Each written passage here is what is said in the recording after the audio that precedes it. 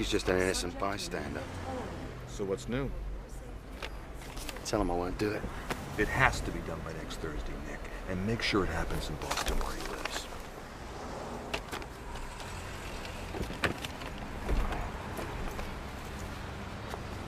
I'll see you in London on Saturday. We'll have a pint to celebrate. The white zone is where immediate no parking. Do not leave your car.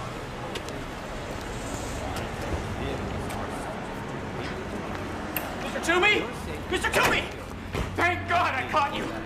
I checked over the figures on those foreign bonds you bought, and as it turns out, you haven't made $43 million. You've lost it. I know.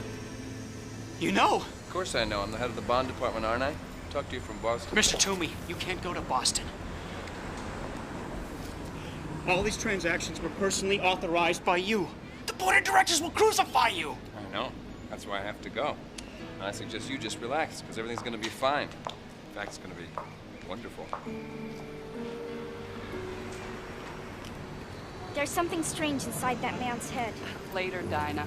Now that I've given you a lift to the airport, you want to tell me why you're going to Boston? Stop it, Doris. I'm not going to tell you, and you know it. Yes, but this is just so unlike you. Flying off to some strange city for no reason, not even telling your best friend why. AP Flight 29 to Boston. Oh, gosh, that's my flight. I gotta go. Bye. This is to announce the boarding of AP Oh, Flight I'm 29 sorry. to Boston, departing from Gate 51. Bye.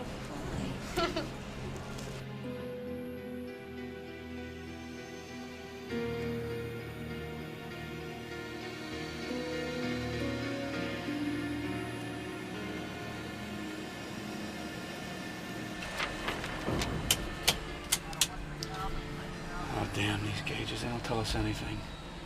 That pressure leak could have been anywhere. Don't worry about it. It's the engineer's problem now. How can I not worry about it? You know what a pressure blowout can do. We were all damn near human pate. Oh, man. Maybe I've been doing this for too long.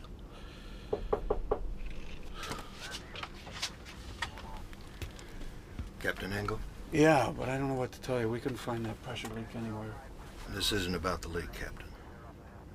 Could I talk to you outside, please? Why? What's wrong?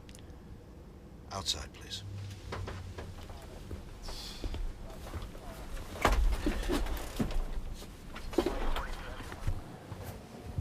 You want to tell me what's going on? It's about your wife. My wife? Oh. You mean my ex-wife? We're divorced. Why? What about her? There's been an accident. Perhaps you better come up to my office. What about Annie? How badly has she been hurt? Is she dead? Yes. I'm afraid she is. There was a fire in her apartment. Are you all right, Captain? Yeah. Just a shock, that's all. There's a red-eye leaving for Boston right now. You can deadhead back on it if you want. Yeah, I guess I better. Ladies and gentlemen, American Pride Flight 29 to Boston is now boarding passengers in all rows. Please, Looks like have a your full boarding flight. passes ready. Yeah, I guess. What's the weather like? Clouds at 20,000 feet from the Great Plains all the way to Boston. Oh, and we've had sightings of the Aurora Borealis of the Mojave Desert. Northern Lights? Over California this time of year? Who knows? The weather's been really freaky this year. I asked for a window seat, and that's what I'd like.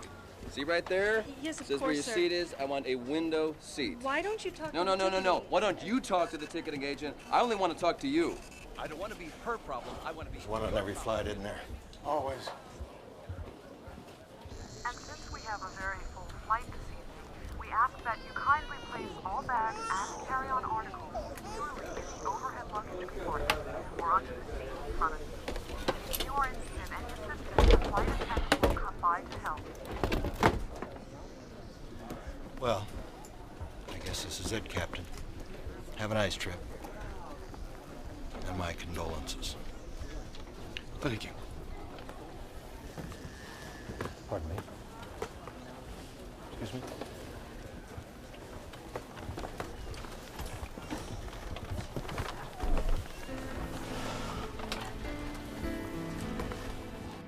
Roger, American Pride 29, you're clear for takeoff. Have a good flight to Boston.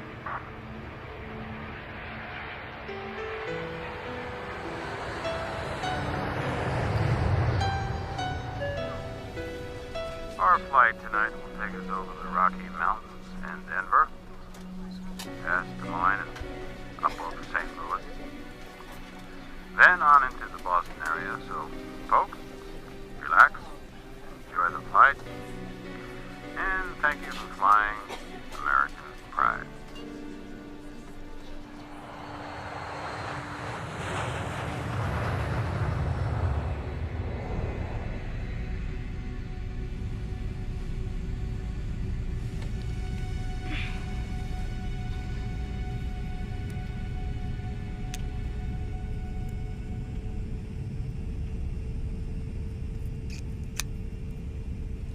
Aunt Vicky, could I have a glass of water, please? Aunt Vicky? Aunt Vicky?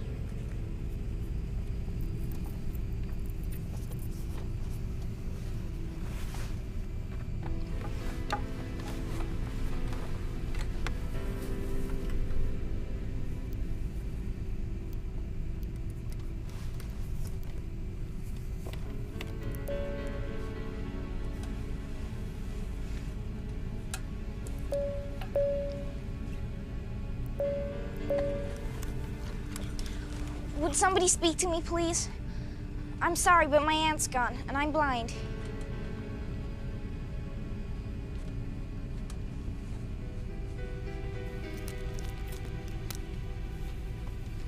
Hello? Is anybody here? Anybody?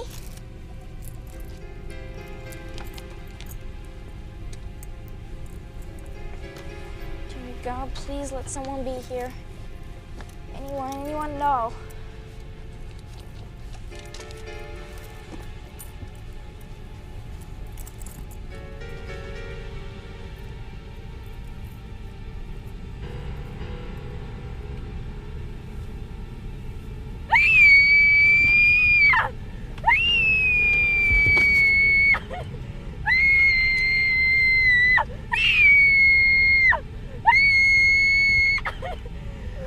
It's all right. It's all right. It's all right. What's wrong? Where is everybody? They've gone. They've all gone. What do you mean, where's everybody? They're all right here.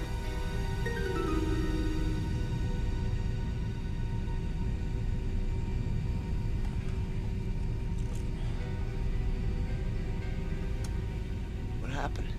Did we land while I was asleep and let the others off? Where's my aunt? I want my aunt. Please, I want my aunt. You're gonna be all right. What's your name? Dinah, I can't find my aunt. I'm blind and I can't see her. I woke up and her seat was empty. Who was screaming? Is the plane in trouble, mister? Where is everybody? What's going on? Are we in Boston already? I want my aunt now! Aunt Vicky! Aunt Vicky! Hey! Aunt Vicky! What the hell is going on here? Will someone shut this brat up? You're not alone. There are other people here. Can you hear them? Yeah, I can hear them. But where's Aunt Vicky? And who's being killed? Killed? Has someone been killed? Have we been hijacked? No one has been killed. I felt her hair. Someone cut off her hair. It's 10. Counting yourself and the bloke asleep in first class. What about the crew? Anybody know about them? Not yet. I was just about to find out. You stay with the girl? Yeah, all right, but what's happening? Gotta come back with some All right, answers. everybody, just calm down.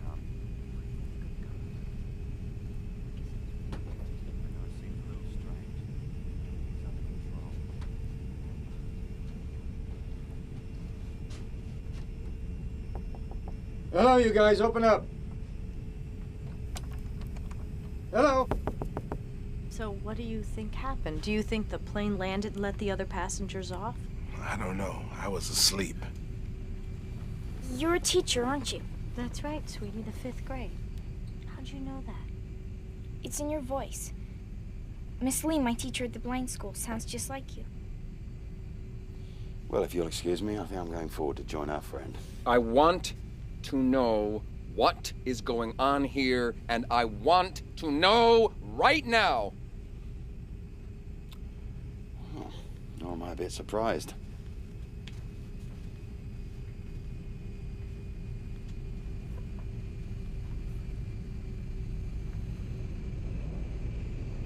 You said before that you had felt someone's hair. What did you mean by that? Over there on one of the seats. I felt someone's hair. This is a wig. It's not a human scalp. Is that what you felt? What do you see? Nothing, just mountains and darkness. Hello? Hello? Hello?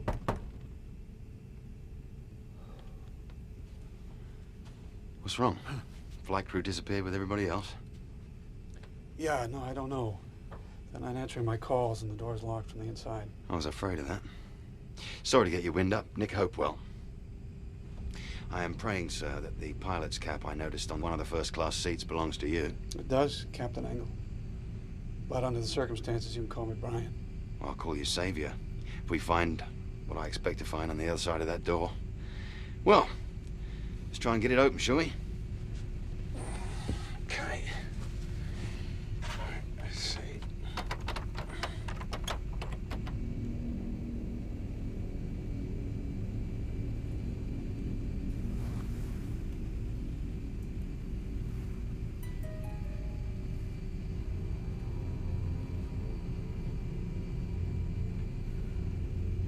How could someone disappear and leave their hairpiece behind? It's quite a mystery, don't you think?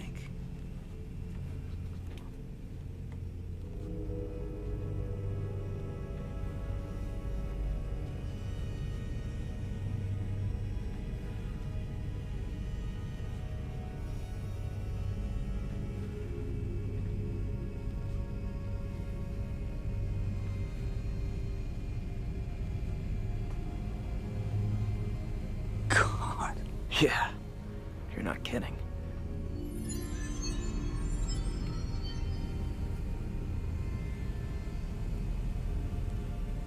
Somebody's bridge work. I was afraid of that.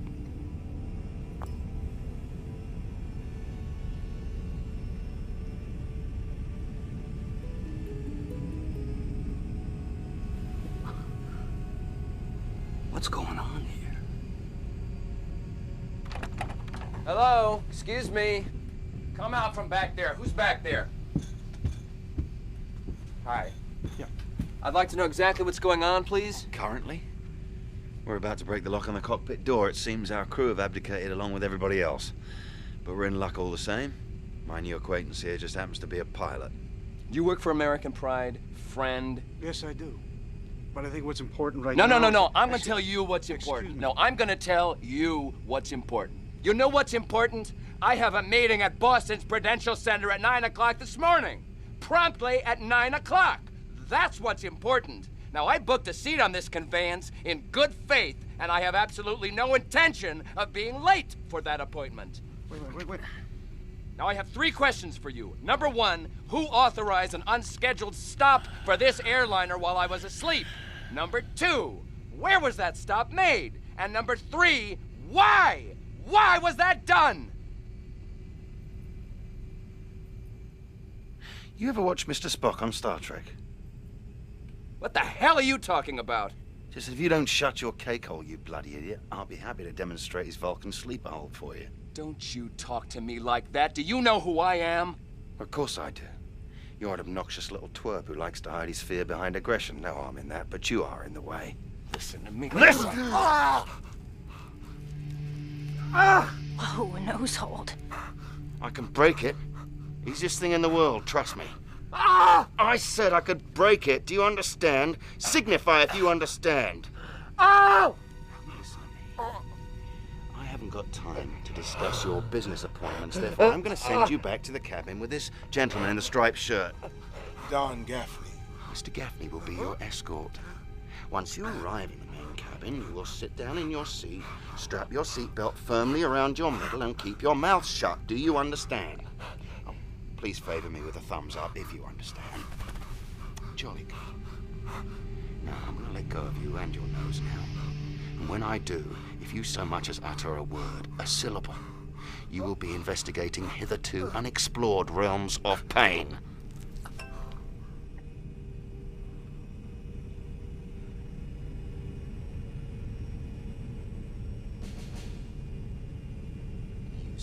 I wouldn't, mister. This guy means it. You better come on back with me. Bad idea. Come on. Hey, come on. Come on. Let's see if we can find something for that nose.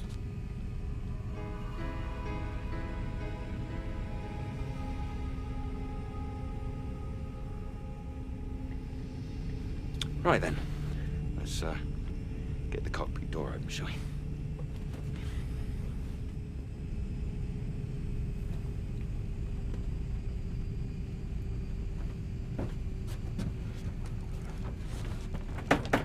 Come on.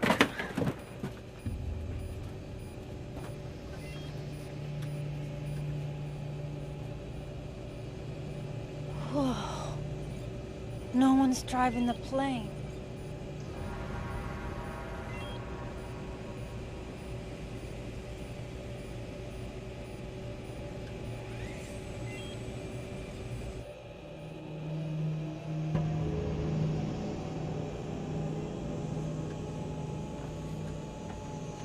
Fast, wherever it was. Look there. I mean, look here. If you want watches, you can take your pick. There are tons of them back in the main cabin. Are there indeed? Watches, jewelry, and glasses. Also purses, but the weirdest thing is there's stuff that we're pretty sure came from inside of people. Like surgical pins, pacemakers. You know, I've been going on roughly the same assumption as our rude friend, the one I used the nose lock on, that the plane had landed somewhere for some reason, and then most of the passengers and crew were somehow offloaded, and then... No, there couldn't have been a takeoff while we were sleeping. Well, you can fly that plane on automatic, but you need a human being to take one up or land it. So where are the passengers and crew then? I don't know. But I plan on finding out. Want to hand me that paper, please? Well, the altitude is right. 37,000 feet. We're on course. What are you doing? Figuring out our closest major airport.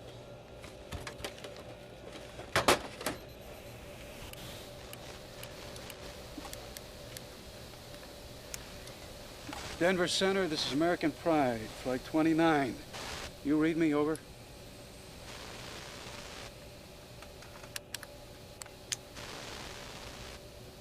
Denver Center, come in, please. This is American Pride, flight 29. We have a problem.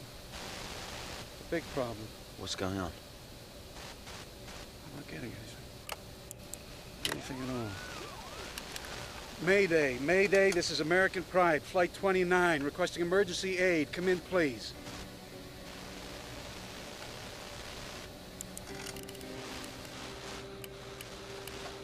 Unicom, this is American Pride, flight 29, requesting immediate radio contact. Over. Denver, come in. Come in, please. This is AP, flight 29. You answer me, damn it. Easy, mate. That dog won't bark either. What do they do down there? Have a nuclear war? Look, easy. Tell me what you mean, the dog won't bark. I mean, Denver Control, that dog. I mean, FAA Emergency, that dog. Unicom, which gives advisories at small airports, that dog too. This is a medium shortwave, man. People should be jumping all over this like frogs on a hot sidewalk. But I'm not even picking up static.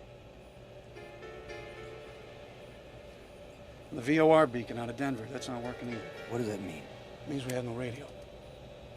It means we have no Denver navigational beacon. And my board here says everything is peachy keen, which is crap. It's gotta be. Hey, kid, would you run back there? Look out the left side of the plane. Look behind us. Tell me what you see. My equipment says we're less than 50 miles south of Denver right now.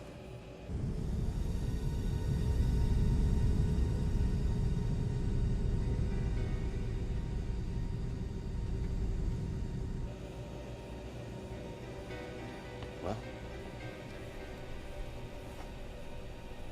there's nothing out there. Nothing at all.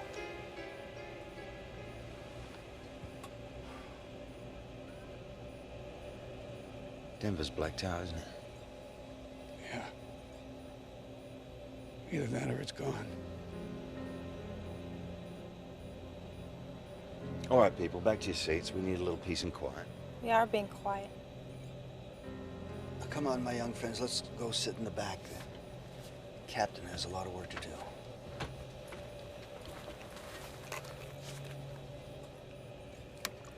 What are you doing? Using the military aircraft band. Strategic Air Command is never off the air.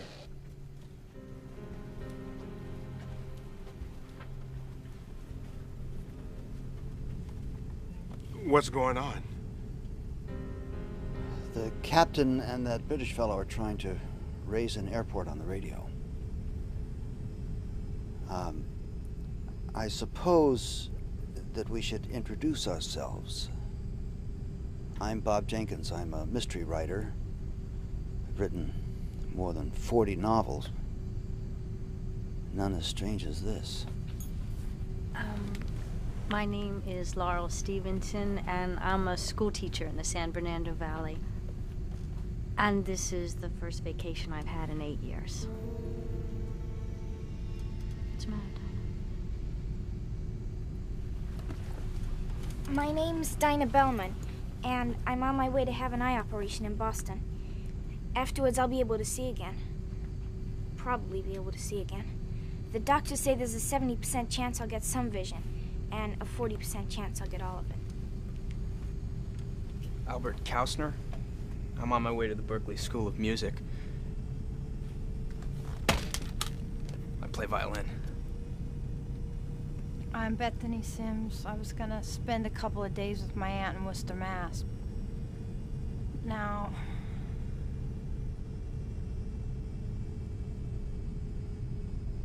And you, sir, what's your name?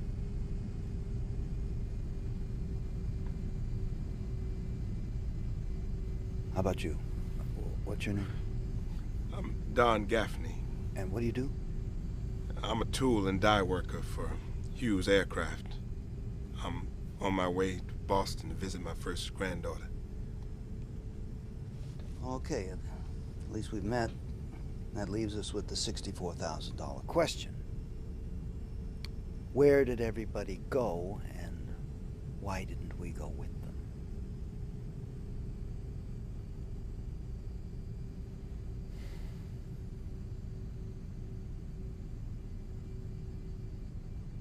Air Force Control, this is American Pride, Flight 29. Do you read me? Over.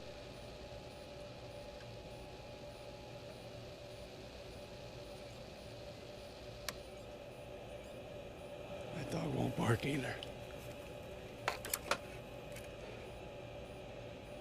We're all alone up here. Completely. Totally. All alone. You listen to me, my friend. We don't want to panic on our hands, do we? You've got 10 people on this aeroplane, and your job's the same as it ever was, to get them down in one piece. You don't have to tell me what my job is. I'm afraid I just did. You look a damn sight better now.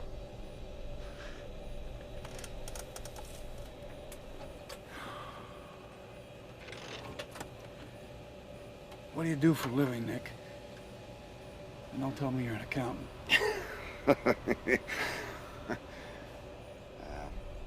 Junior attaché, British Embassy, old man. My aunt's hat. Well, that's what it says on my papers. If it said anything else, I suppose it'd be Her Majesty's mechanic. I fix things that need fixing. Right now, that means you. Thank you when I'm fixed. Good enough, then. So what do you intend to do? Can you navigate without these ground beam thingies? Can you avoid other aircraft? I can navigate just fine with the onboard equipment. As for other planes, this thing right over here, that says there are no other planes. Well, we don't have to worry about running into anybody then, do we?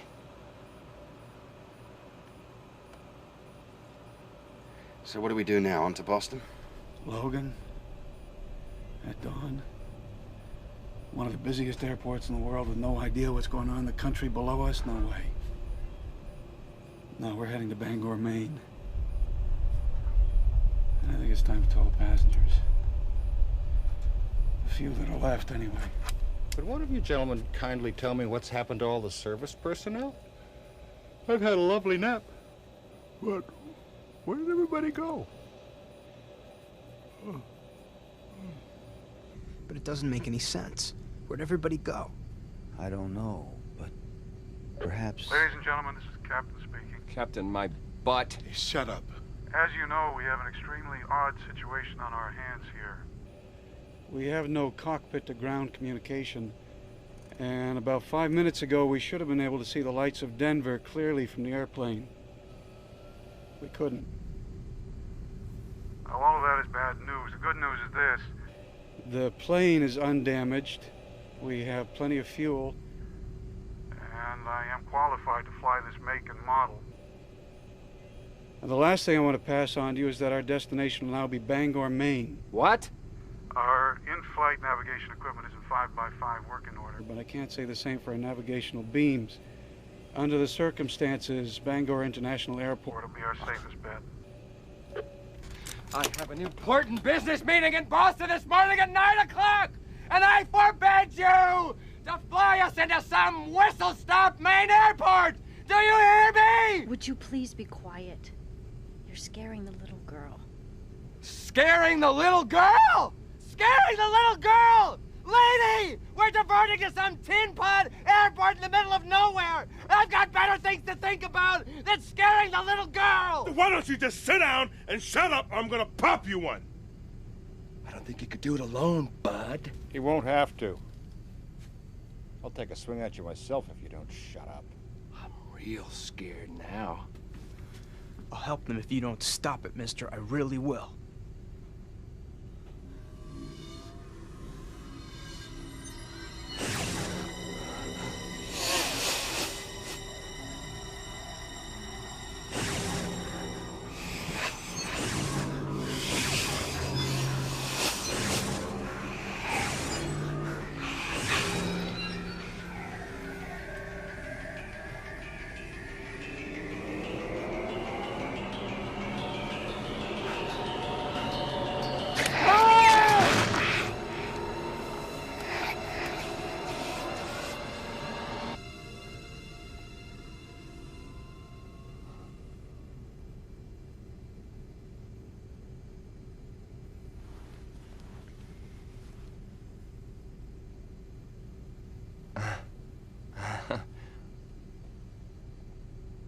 Okay. Okay, fine. You're all against me? That's fine. That's fine.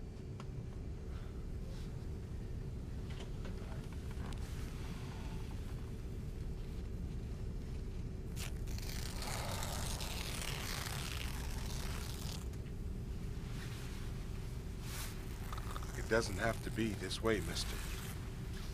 You should just relax. Take it easy.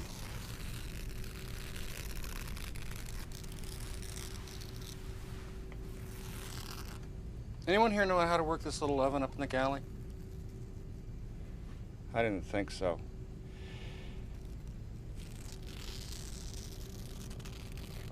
That man was just upset, you know. He's better now. We all look like monsters to him. No. I'm sure we don't.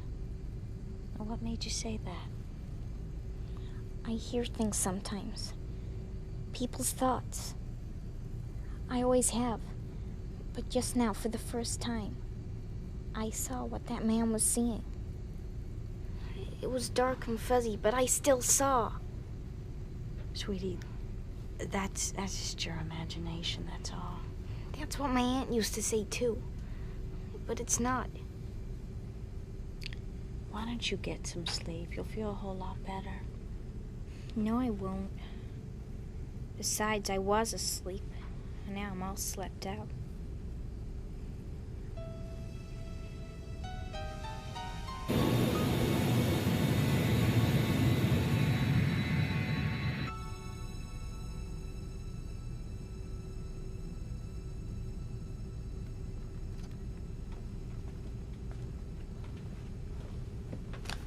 See anything? I didn't think so. May I ask you something? Did you happen to hear anything the little girl said earlier? No. Well, she was telling Miss Stevenson that she didn't think she could go to sleep because she had already been asleep. I also had been asleep. What about you, dear boy? What about me, what?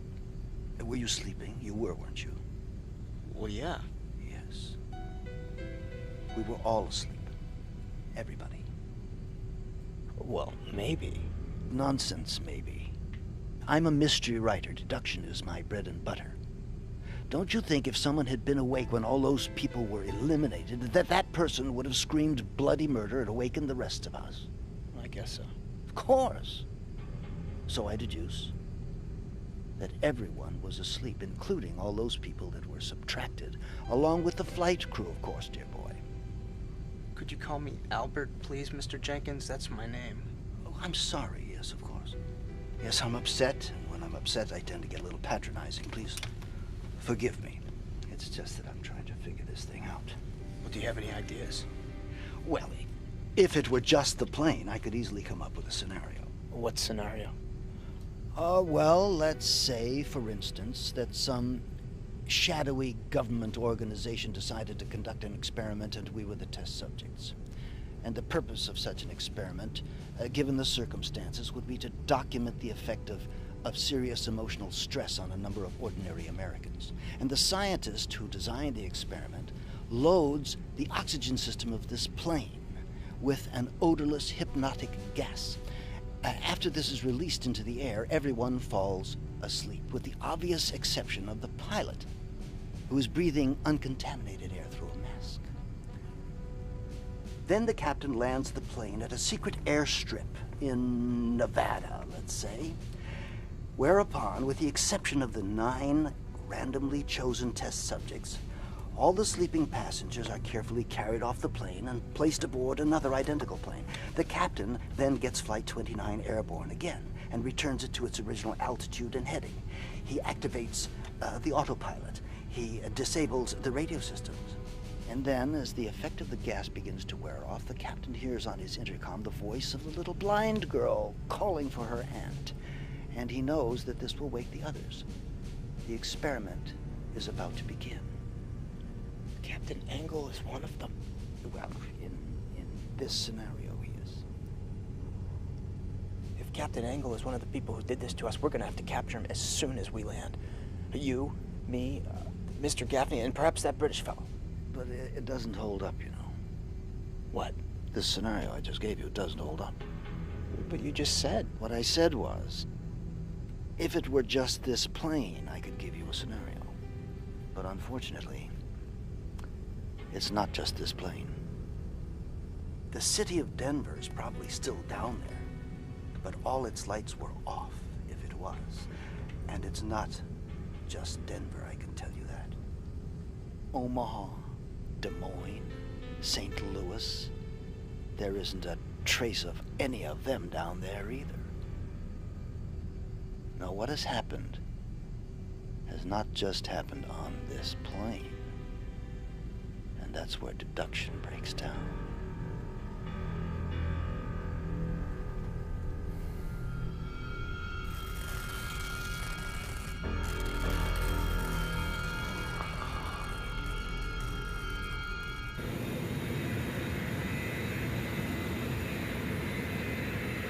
St. Louis Center, come in, please. This is American Pride, 29 Heavy. Repeat, American Pride, Flight 29 Heavy. Do you read me, over?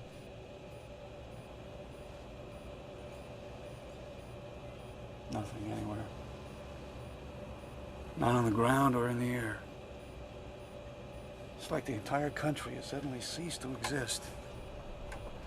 I don't suppose you ever read science fiction, do you? Well, I was crazy about it as a kid. You? Yeah, till I was 18 or so. I've been sitting here running all these old stories through my head. You know, time warps, space warps, alien raiding parties. I mean, we really don't know if there's anything left down there, do we? Not with all this cloud cover. No, we don't. No, and it might hold all the way to Bangor. With air traffic control out of commission, there's no way of knowing. Suppose you just took us down for a little look-see. No, too dangerous. With no ATC and no other planes to talk to. You can laugh at me if you want. I'm not laughing, matey. I'm far from laughing. Well, suppose we have slipped into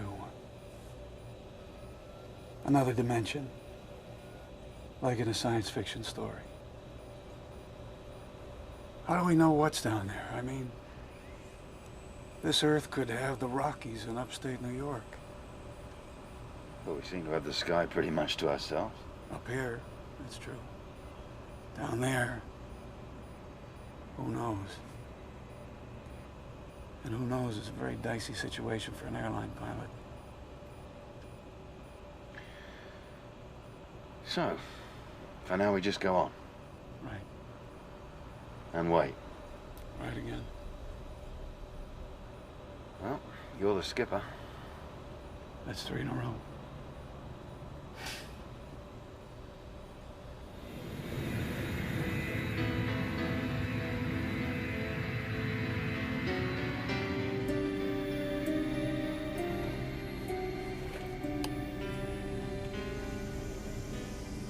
What do you see? The sun's up. That's about it. What about the ground? Well, I can't see it. It's all clouds down there. Perhaps it's just as well. Maybe.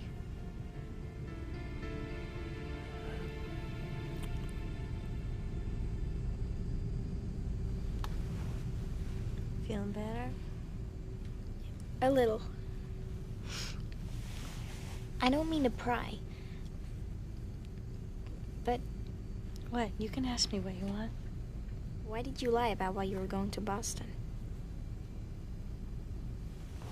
How did you know I lied? I could hear it in your voice. I can hear lots of things. Maybe because I'm blind.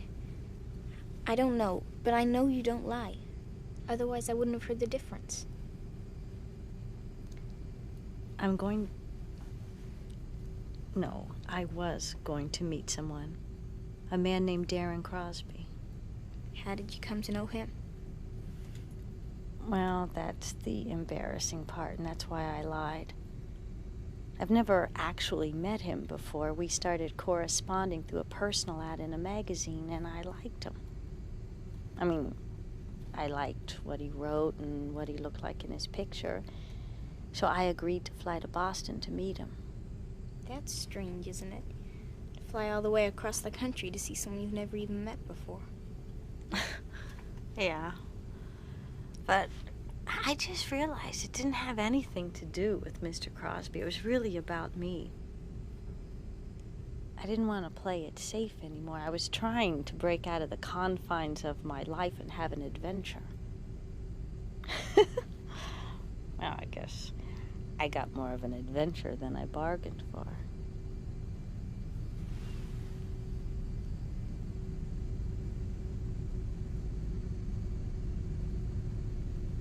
You're very pretty, Laurel. I'm sure you'll find what you're looking for.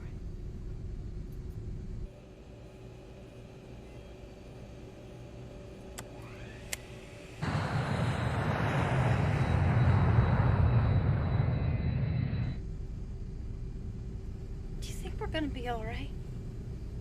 I think so. I hope so. Kind of scared what might be under those clouds. Then I was scared anyway about Boston.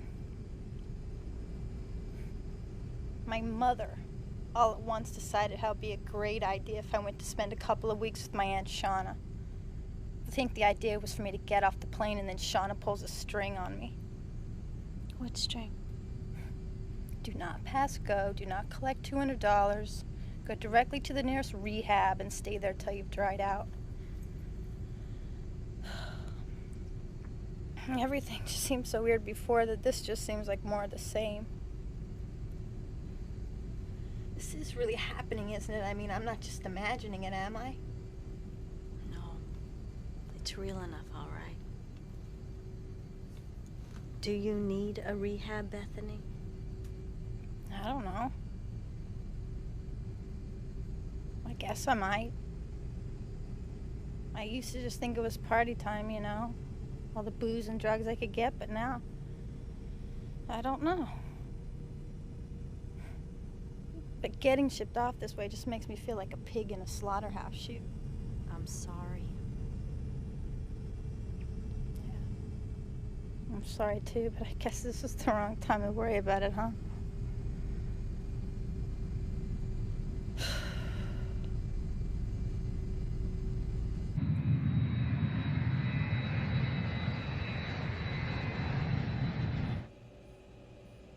Well, I think it's time to fish or cut bait. Hello again, ladies and gentlemen. This is Captain Engel speaking. We are currently over the Atlantic Ocean, about 30 miles off the Maine coast. I'll be commencing our initial descent into the Bangor area very soon. I want you all to make sure your seatbelts are snug and secure. I'm beginning our descent now. I want you all to be calm. My board up here is green across, and all procedures in the flight deck remain routine. Well, that's very comforting, that is. You should have been a politician, mate. Well, I doubt they're feeling very comfortable right now. I know I'm not. 30,000 feet, still descending. I don't mind telling you, Brian, I'm scared stiff. Part of me wants to grab you and make you take us back up again. Well, it wouldn't do any good. We can't stay up here forever. I realize that. And I'm still afraid of what's under these clouds. I'm not under them. Well, we'll find out together.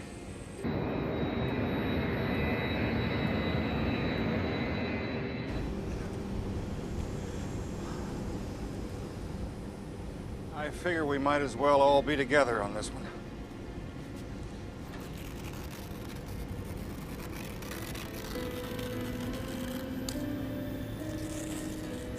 Would you mind stopping that? It's driving me crazy.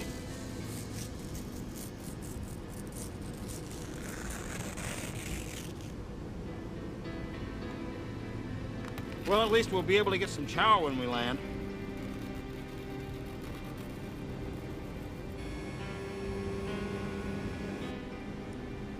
You know something, Dinah? What? I really don't want to go down there. I mean, I really don't. Well, if it'll make you feel any better, you're not the only one. I'm scared. I mean, very scared. I think I'm gonna pass out.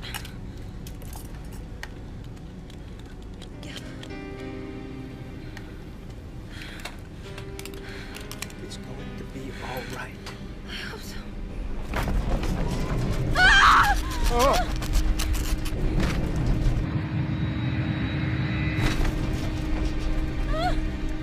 This is just ordinary. Ordinary turbulence, folks. Most of you have been through this Before, so Just remain calm.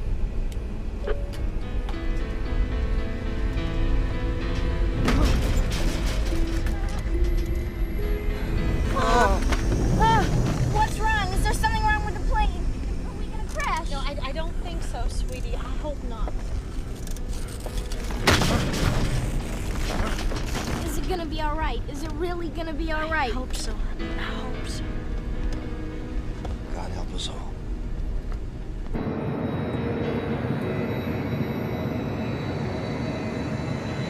Look, maybe this wasn't such a good idea, Brian. Maybe we should climb back up again and think about it, eh? Not enough time and not enough fuel.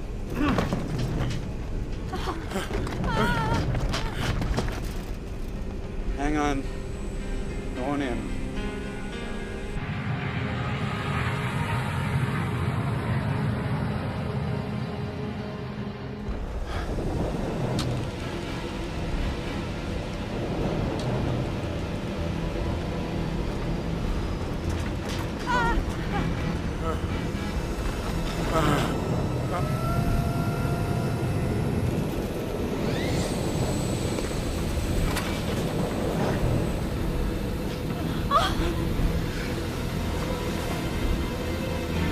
Bethany! Bethany! Bethany! Are you all right? Oh, God, what the hell was that? Bethany! There's a drink trolley loose up front that probably rolled into the galley wall or something. Say something.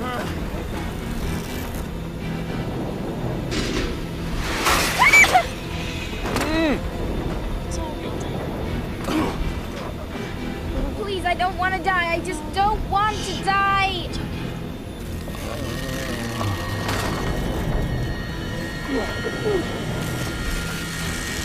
Look, quit it right now, you worm! I'm gonna take what's left of that magazine and stuff it right down your throat! Try it, you little jackass.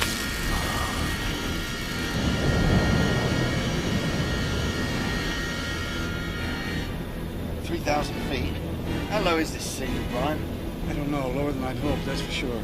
Oh, that makes me feel a lot better. I'll take us down to 500 feet. And if we still haven't broken through the cloud cover, I'll take us back up again. We'll fly down to Portland. Well, maybe you should take us that way now. You know, the weather down there is almost always worse than the weather here. This is starting to look like a bad decision, mate. We haven't struck out yet. But we are running out of room, aren't we? I mean, 2,000 feet. Somewhere underneath all this grayness, the ground's rushing up to meet us, isn't it? Yeah, it is, but we still got... There we go.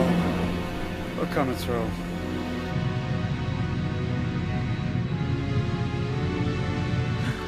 It's all right. It's all right.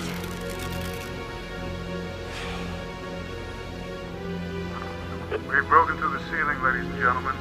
In a few minutes, you're going to hear a thump from below. That'll be the landing gear lowering into place. I am continuing our descent into the Bangor area.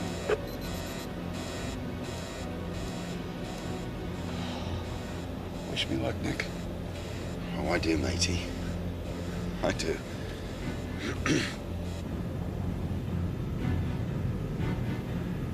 What do you see, Laurel? We're over land. I see a field and a forest and what looks like a pond. It's there, Dinah. It's all there. I'm sorry, miss, but you're completely wrong.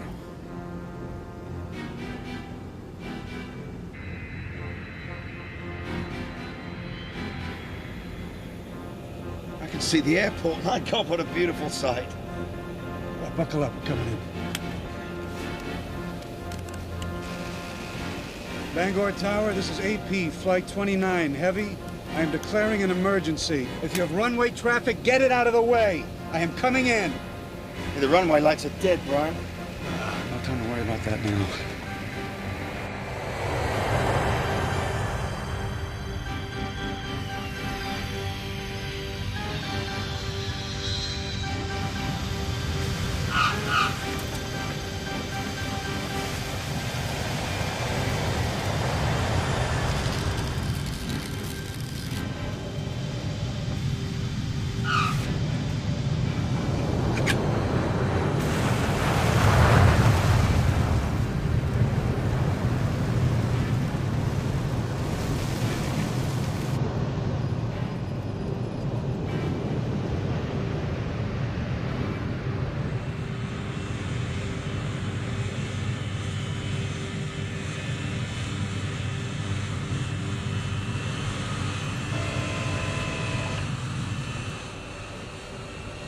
Routine landing.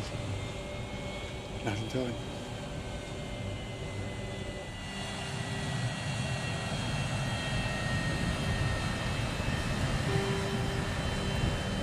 Ladies and gentlemen, welcome to Bangor. Yeah!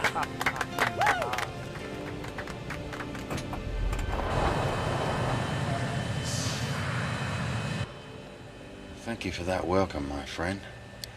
My deep appreciation stems from the fact that it appears you're the only one who's going to extend one. And this place is utterly, totally deserted. No, it can't be. Unfortunately, I'm afraid it is.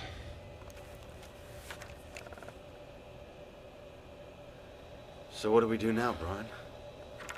We get out of the plane. And we see what's what. After you, Squire.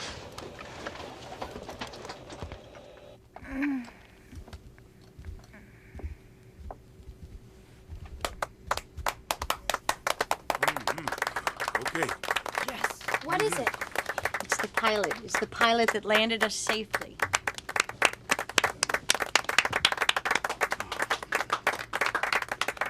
Ladies and gentlemen, I assure you it was a very routine landing. Aw, shucks, ma'am, it weren't nothing. We made it down alive? That's great. If I could just have your attention. I know you've all looked out the windows, so you know as much as I do.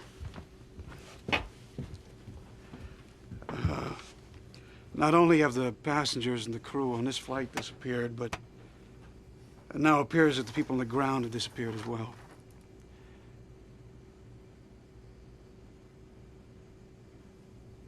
But logic suggests that since we survived, whatever it was, that others must have survived it as well. False logic. I think the best way of dealing with this is just to take things one step at a time. And the first step is exiting the plane. I bought a ticket to Boston, and Boston is where I'd like to go. Shut up.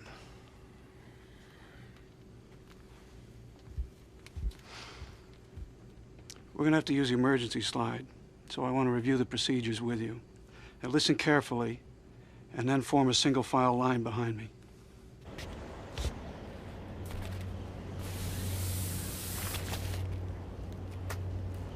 Well, here we are at last. You know, there's something wrong with the air here, Brian. It's... What do you mean? I don't know. Poisoned? No, at least I don't think so. Just no odor, no smell. What? Is there something wrong? I mean, I'm not sure I really want to know, but if there is... Honey, there's nothing wrong here. But there is. This place smells wrong. Really badly wrong.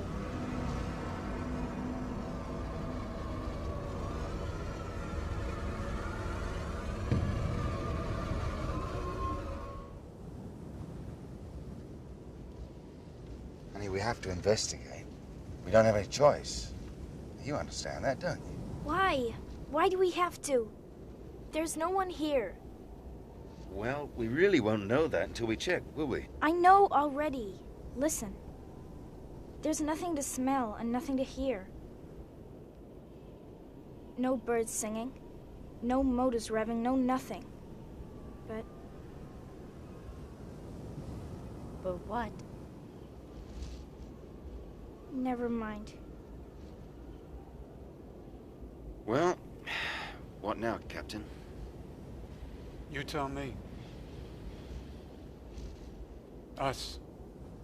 I suspect this is more your territory than mine. You realize I can turn you in for this, don't you? You realize I can sue this entire airline for $30 million and name you as primary respondent? Well, that's your privilege, Mr. Toomey. Craig Toomey. Mr. Toomey. Mr. Toomey, are you aware of what has happened to us? There are no excuses. Mr. Toomey? Just terrible. Mr. Toomey? Stop wasting time! Mr. Toomey? This is terrible. Just terrible. An A- and a B. A B, for God's sake. What, you gonna dig ditches for the rest of your life? But Daddy, There are no excuses. Look at this. That's a B. That stands for bum. Now, what happens to lazy bums who lie down on the job, Craig? The Langoliers get them? They do more than get them. They get them and they eat them. They tear into those lazy little boys with their dry, hungry, chomping teeth. No, Daddy, don't let them get me! They will get you unless you get with the program and stop wasting time. They will eat you alive! Alive and screaming! Mr. Toomey. Mr. Toomey? Stop wasting time, Craig! Mr. Toomey, are you listening to me? Of course I'm listening to you, and I know what happened to everybody here, these stupid, lazy people. The Langoliers got them. Pardon me? You know how important my meeting at the Prudential Center in Boston is? Do you understand that the economic fate of nations may hinge on this meeting, a meeting from which I shall be absent? Well, that's all very interesting, but really, right now, I don't have the time. Time? What the hell do you know about time? Ask me about time! Ask me! Time is short, sir!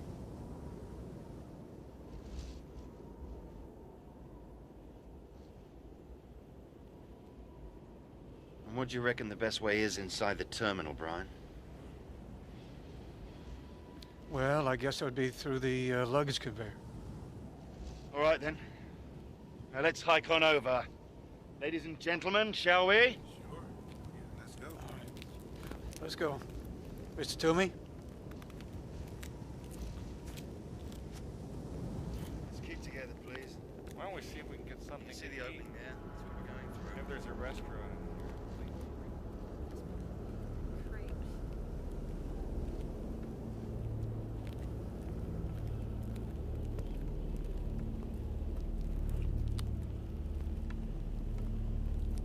Don't have to worry so much, Dinah. It's just that the situation is strange, therefore everything seems strange. Including the sound your heels make hitting the concrete? You're right. They sound Weak? That's right. Weak. Almost as if they don't have any strength.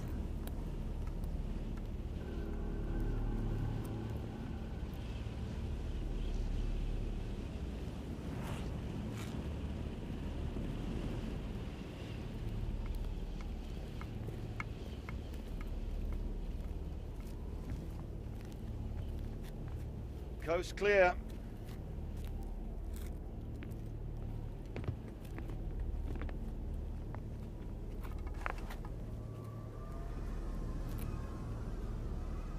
It's really wrong here.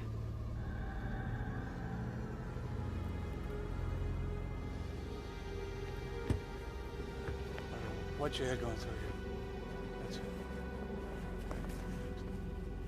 Yeah, just wait for me when you get in there.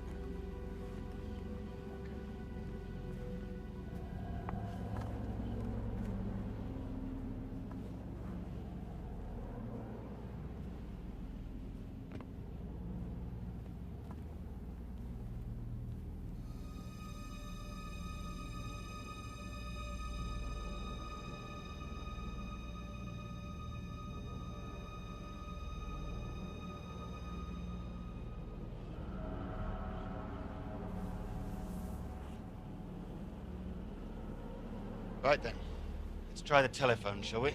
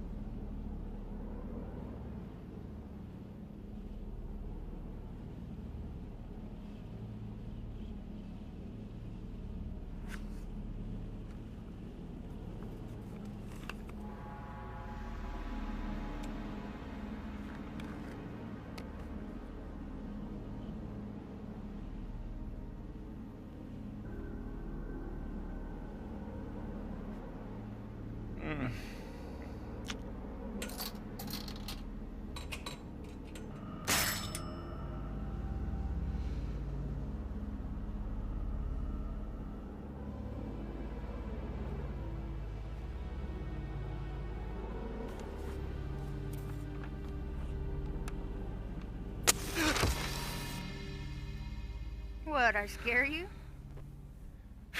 A little. God, at least that's better. Didn't dare do it on the plane. I thought I might blow something up.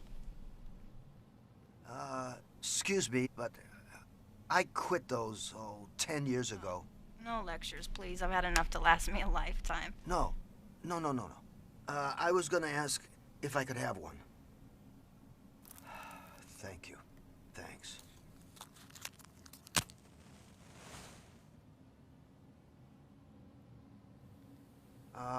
Albert. What? God, you have been away. Here. Now I know why I quit him. God. Albert, what time's your watch say? 8:45. Yeah, so does mine. But I don't trust it. It feels much later than that to me. You know, it does. Feels like it's almost lunchtime. Isn't that nuts? It's not nuts, it's just jet lag. No, I disagree with you, young lady. We traveled west-east, and any temporal dislocation that west-east travelers feel works in the opposite direction. They feel it's earlier than it really is. I wanted to ask you about that exact thing on the plane. When the captain told us that there must be other people here, you said false logic. But it seemed straight enough to me. We were all asleep, and we're here. And if this happened at 4:07 Bangor time, well, then almost everybody in town must have been asleep. Yes. Yes, so? Where are they?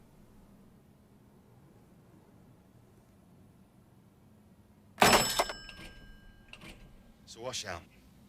They're all dead. No dial tone, no operator, nothing. You can add the sound of no phones ringing to that of no dogs barking, Brian. So what do we do now?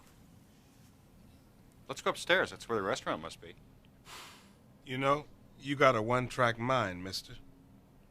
In the first place, my name is Rudy Warwick, not Mr. Sorry. And second, people think better when their stomachs are full. It's a law of nature. I agree with Mr. Warwick. I think we could all use something to eat. Yeah, why not? I'm starting to feel like Robinson bloody Crusoe anyway.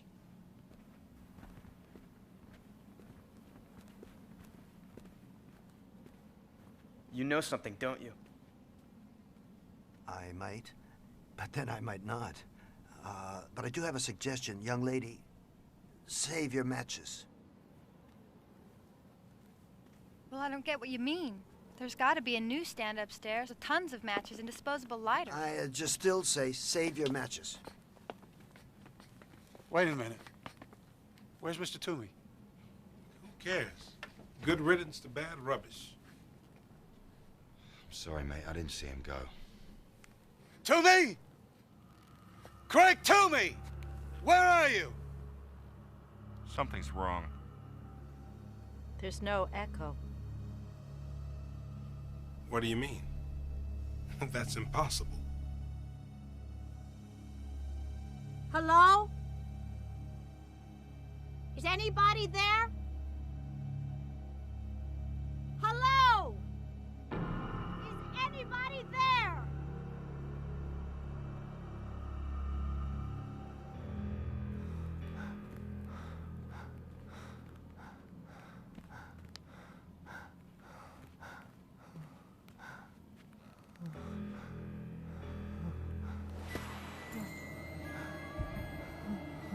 They're coming, son. The Langoliers are coming. No, no one is coming. They're coming for you. You've been bad. You had an appointment in Boston, and you skipped it. No, it wasn't my fault. I was kidnapped. There are no excuses! Lying down on the job is lying down on the job. I don't want my job. What? I don't want my job, and I don't want my life. Since I was 5 years old, you've been loading on the pressure, seeing if you could make me explode. Well, I am going to explode, Father, and I don't give a damn. You know what I did? I bought $43 million worth of bonds I knew were total garbage. Did what? I burst on a target on my own head. I went out. I went out. Get a hold of yourself, for God's sake! Now, are you ready to get with the program? Why can't you love me and leave me alone?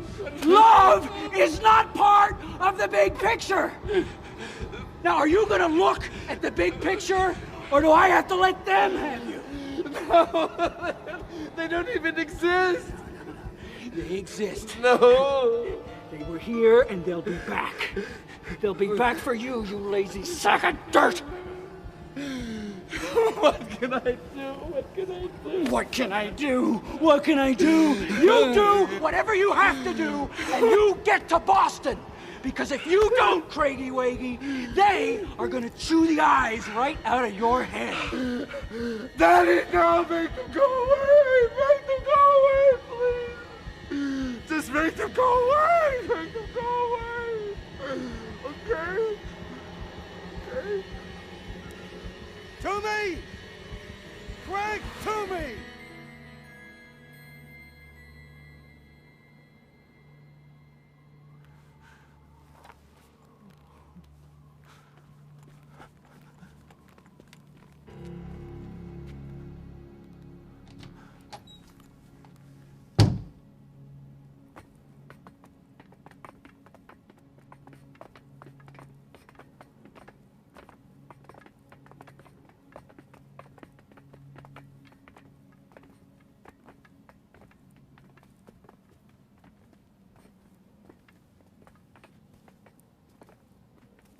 Okay, let's go.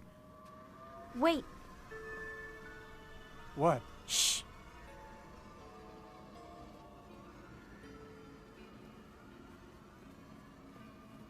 There. There, I feel the light.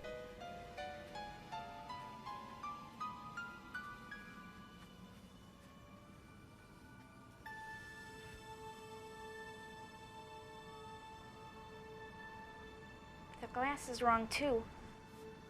Dinah. Shh. I hear something.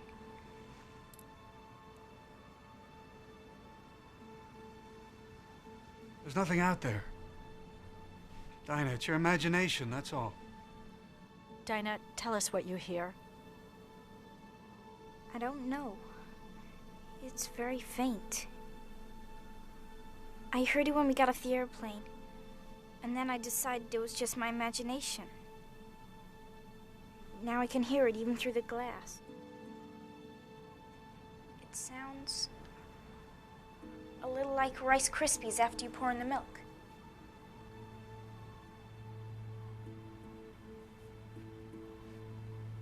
You hear anything? A bloody thing. Mind you, she is blind. I mean, she's used to making her ears do double duty.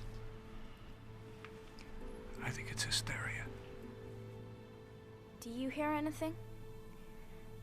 Not a bloody thing. Mind you, she's blind. She's used to making her ears do double duty.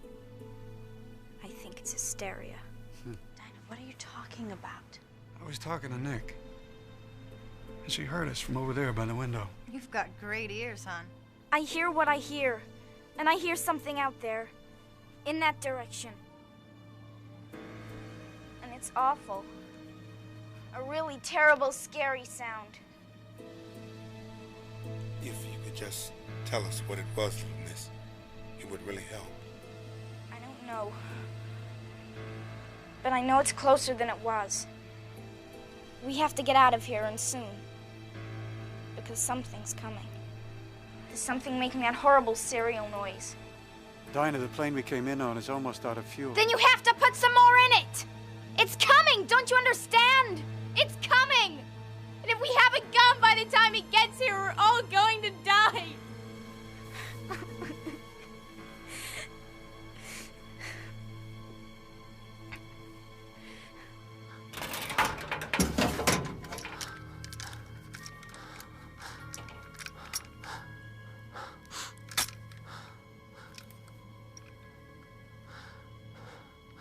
I don't want to hurt anyone.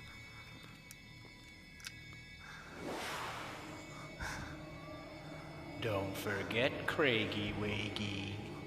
The Langoliers were here. And they will be back. You'd better be gone when they get here, or you know what will happen. Oh, I know what'll happen. They'll eat me. They'll eat me all up.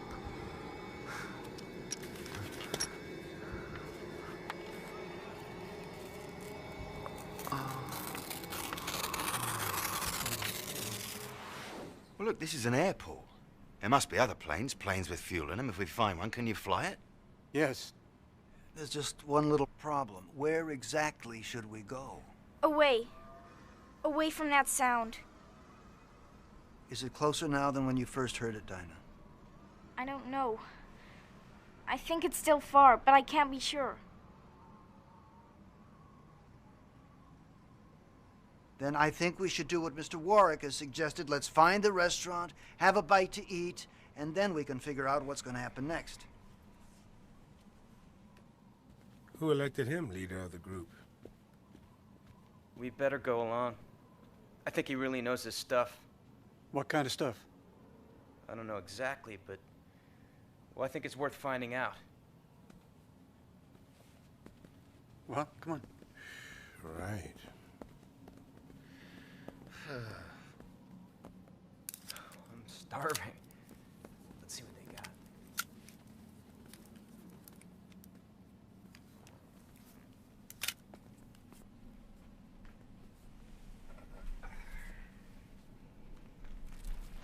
See? Told you I didn't need to save my matches. You were right. But let's try one of these, okay? Sure, but why? Well, that's what we're going to find out. Son of a bee. Looks like we've discovered yet another problem. Can I borrow your book of matches, Bethany? Wait a minute, matey. Exactly what is it you do know? Only that this situation has even wider implications than we thought. What's happening, folks? Be damned if I know, but I don't like it much.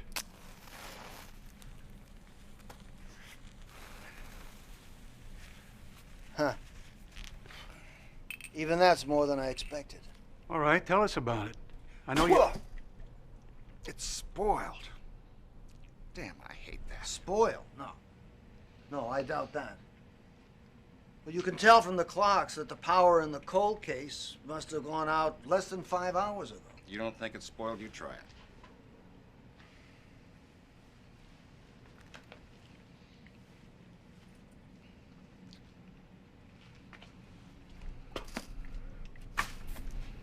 That's not spoiled. It's just tasteless, like chewing paper. But I can understand why you might have thought that it was spoiled. It was spoiled. Try your beer. See how that is. I don't want it anymore. Here, give it to me. I've drunk 'em warm before. Don't cross my eyes none. Damn.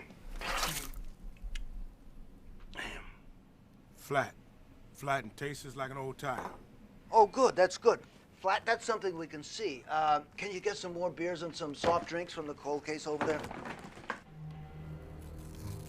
You can't dilly-dally any longer, Craigie Wiggy. You have to get to Boston, and you have to do it now. I don't want to shoot you, but I will if I have to. I don't want to shoot you, but I will if I have to.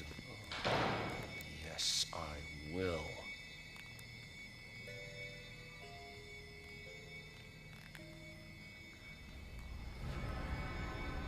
You're out there, aren't you? You ate up all the useless, lazy people, and now you're coming back for me. But I'll be gone by the time you get here. I'm going to Boston.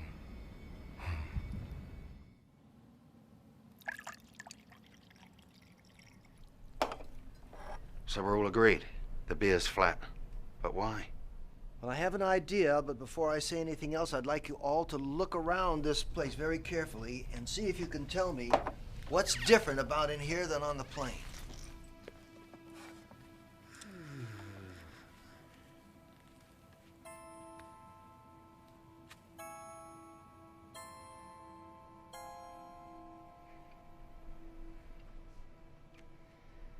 The rings. The wallets, the purses, the surgical pins. None of that stuff is here. Correct. That's 100% correct. As you say, there's none of that stuff here. But when we woke up, it was on the plane. Why isn't it here? Maybe nobody was here when it happened. No, that's nonsense. An air terminal is like a police station or a fire station. There's people there regardless of the hour. Watch out, I hear someone. I don't want to shoot her, but I will if I have to. Now take me to Boston. What's you happening? hear me? What is it? Take me to Boston. You're choking me. What is he doing? What's going on? Steady on, home, mate. Stop moving around! You can make me do something I don't want to do. Now you stop moving Do around! as he says, Bethany. I don't want to shoot her, but I will if I have to! Ow! No, Albert!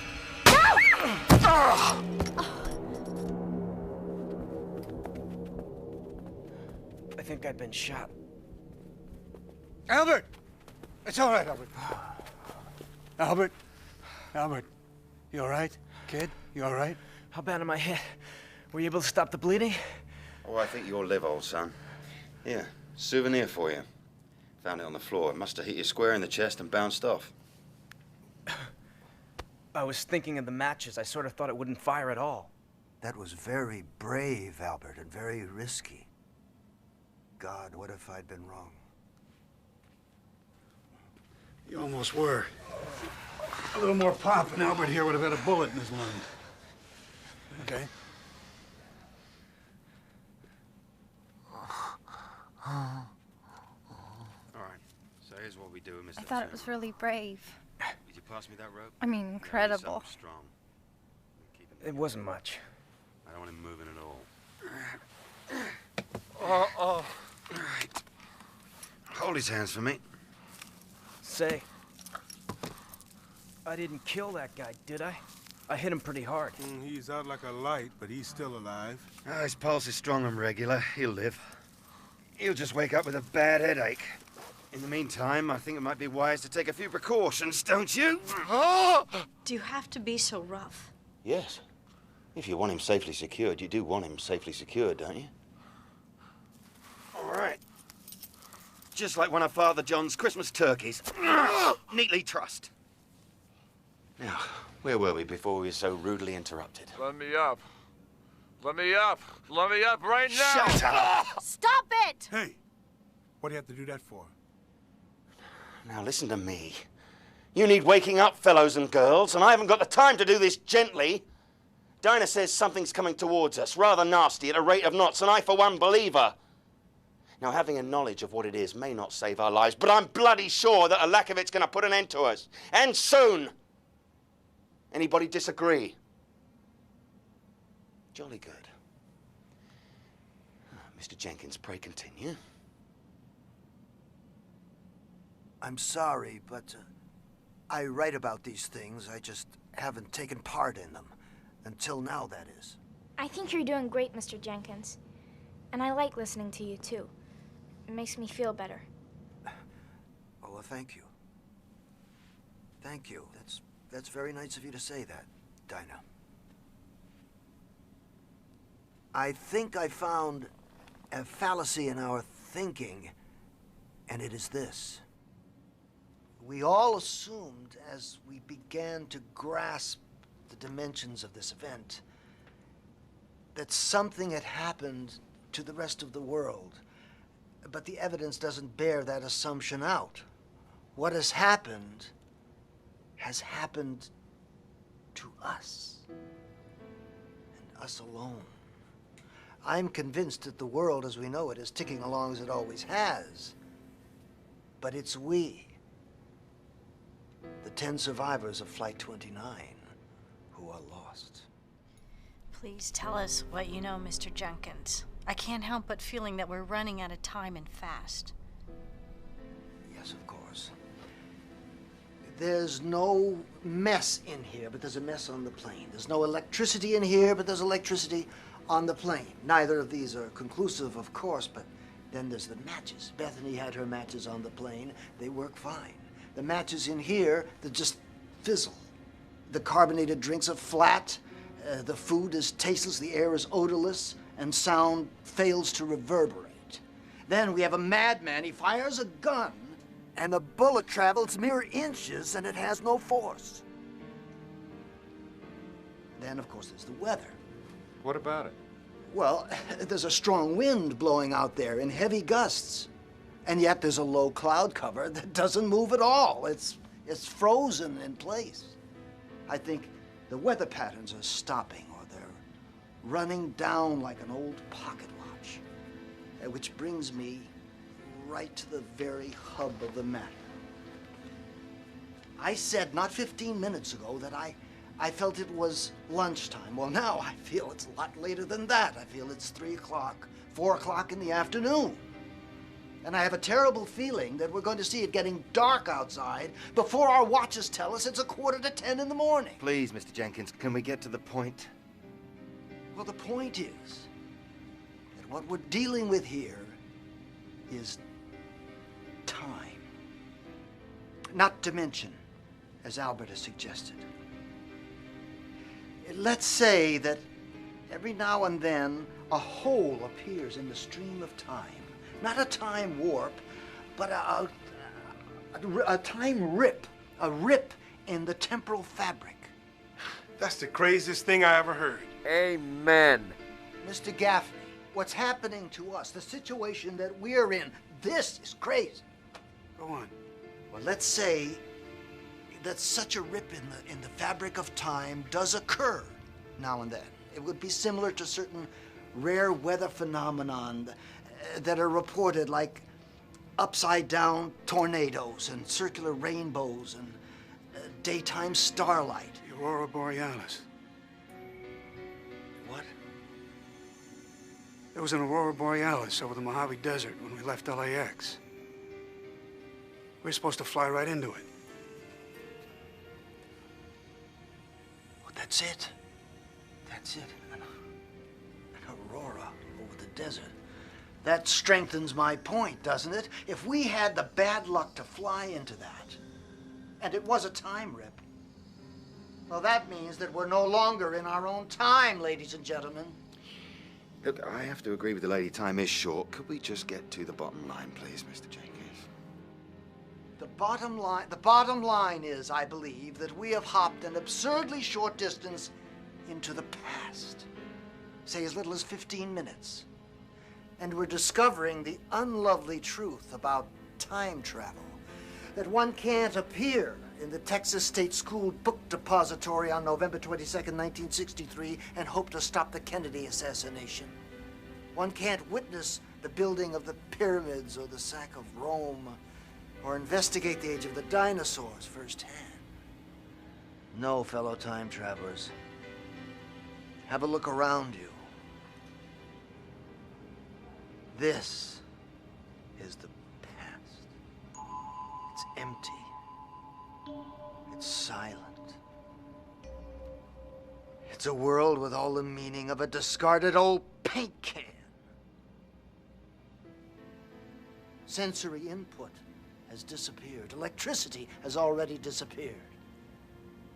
And time itself is winding down in a kind of a spiral that's going faster and faster. But what about us? If this place is winding down and we're caught in it, I suppose we'll wind down with it. Or else wink out of existence like the other passengers on our flight.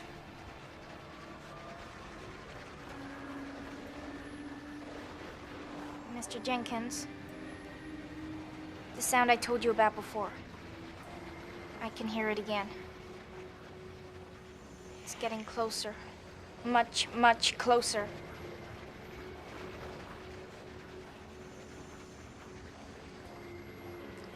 I'm going back out to the windows.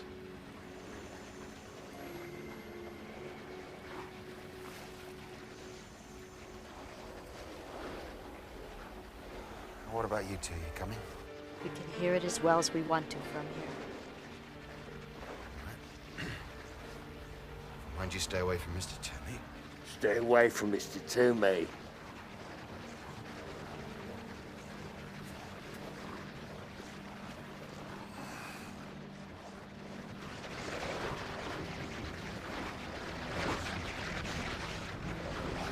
What do you make of it, Brian? All I know is it's the only sound in town. No, it's not in town yet.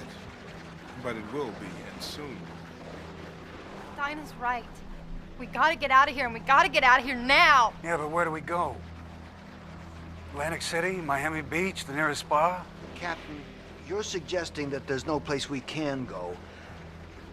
I hope that you're wrong about that. First, I have a question.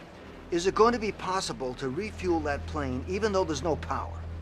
Yeah, they have fuel pads in the ground next to the jetway out there. They should be full. But even if we do refuel the plane, then what? Then we take off again. The sound is coming from the east. The time rip was several thousand miles to the west. Can you retrace our original course? Yeah, I can, but why? The time rip might still be there. Don't you see? We might be able to fly right back through it. He might have something there, Brian. He just might. Yeah, he might. He might, or it might not. It doesn't really matter, because we're not going anywhere in that plane. Why not? If we can refuel it, then why... Remember the matches? The ones from the bowl in the restaurant, the ones that wouldn't light? What? What about them? Well, don't you see, mate? If the matches won't light and the beer's flat... Then jet fuel won't burn. It'll be as used up and as worn out as everything else in this world. I might as well fill up those fuel tanks with molasses. You mean we're stuck here? With that noise coming closer and there's no way out?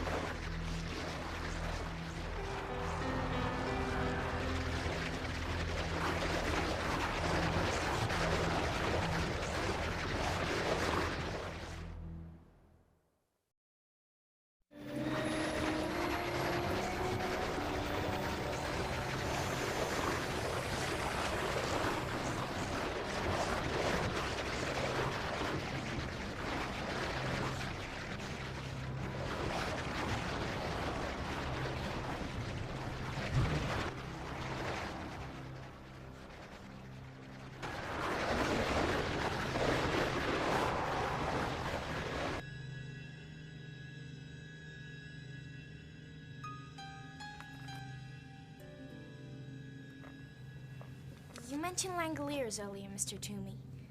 What are those? Dinah, don't talk to him. Oh, don't worry. I wouldn't hurt the child. No more than I would have hurt that girl. I'm just frightened, that's all. Aren't you? Yes. But I don't take hostages and I don't try to shoot teenage boys when I'm frightened. Touché. What are the Langoliers, Mr. Toomey? Well...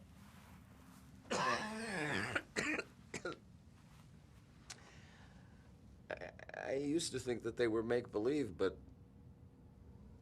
I'm beginning to wonder because I hear it too. The sound. The sound's the Langoliers. Well, I don't know what else it could be. Tell me more about them. Well...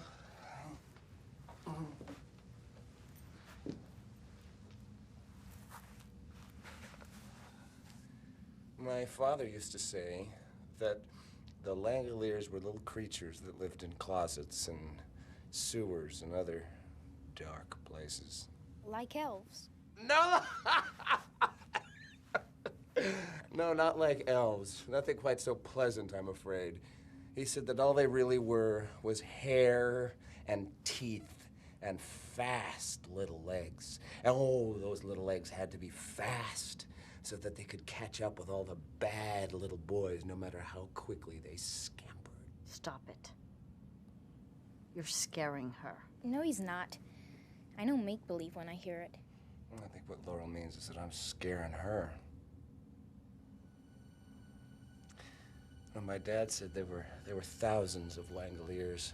There had to be thousands of them because there are millions of bad little boys and bad little girls scampering all over the world. Oh, my father loved that word, scampering. I think because it implies senseless, directionless, unproductive motion. Because the Langoliers, they run. They have purpose. In fact, you could say that the Langoliers are purpose personified. What did the kids do that was so bad the Langoliers had to run after them? Well, I'm glad you asked that question, Dinah. Because when my daddy said someone was bad, he meant that that person was lazy. And a lazy person couldn't be part of the big picture. Because in my house, you were either part of the big picture or you were lying down on the job. And if you were lying down on the job and you weren't part of the big picture, then the Langoliers would come and take you out of the picture, take you out of it altogether. He said you'd be lying in bed one night and you'd hear them coming towards you, crunching, jumping, smacking. Stop it! That's enough.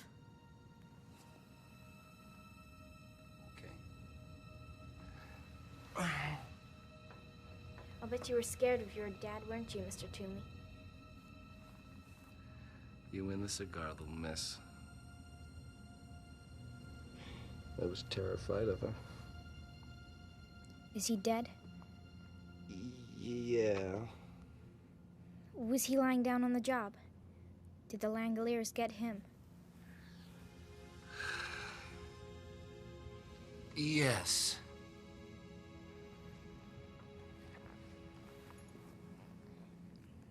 Mr. Toomey? What? I'm not the way you see me. I'm not ugly, none of us are.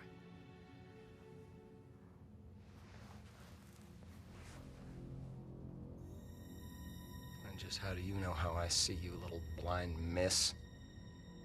You might be surprised.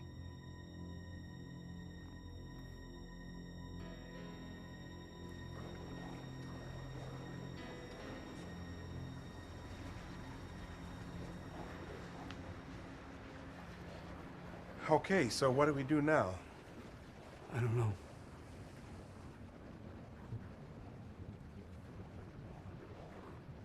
God, she looks beautiful, doesn't she? Yeah, especially compared to everything else around here. Brian, exactly how much fuel do we have left? Well, when we landed, I had less than 5,000 pounds. To get back to where this happened, I'd need at least 100,000.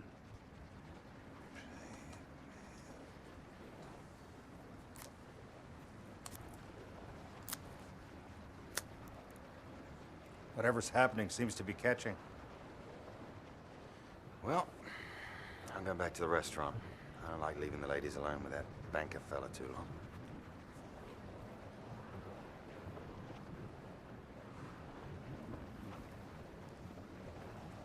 Come on. Oh, wait a minute.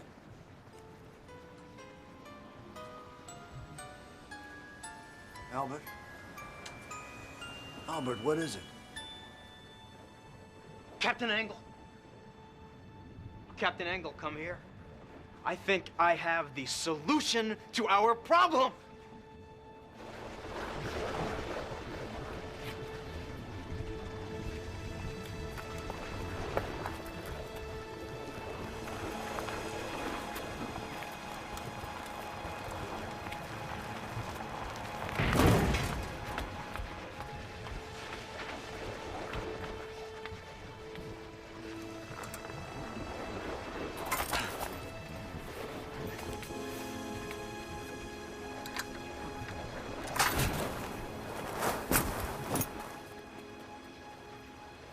What are they doing?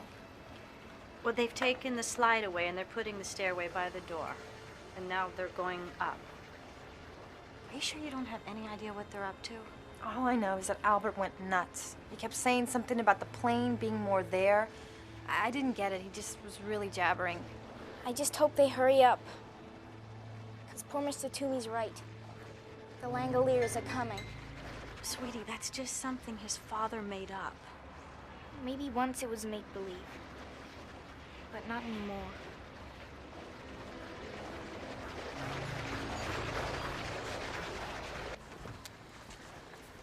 All right, Albert. On with the show. Exhibit A, the book of matches from the restaurant.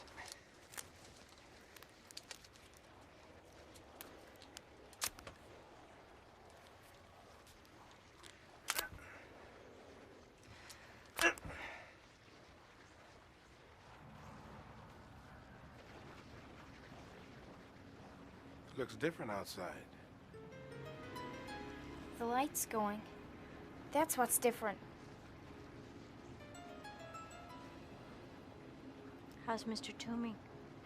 You kidding? He fell asleep.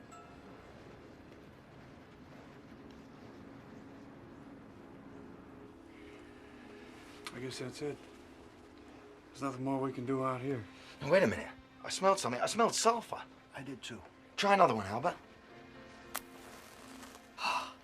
You see? You see?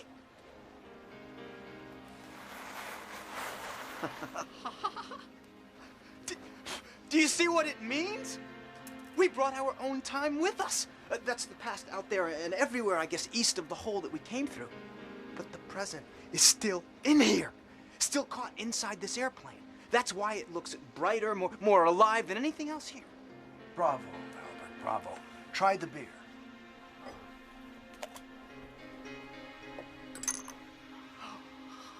Smell.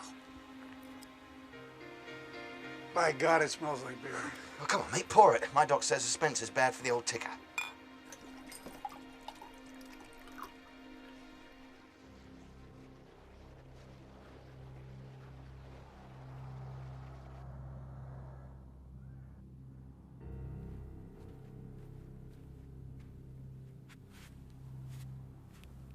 Hey, you awake?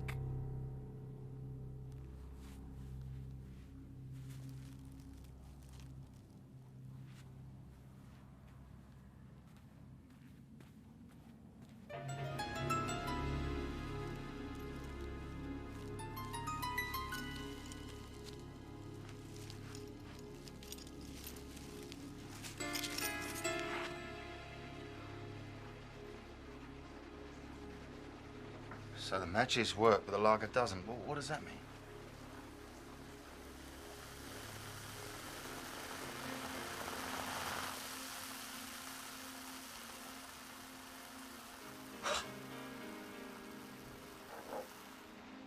Apparently, it takes a moment for things to catch up. Oh, that's excellent. That's the best beer I ever had in my life.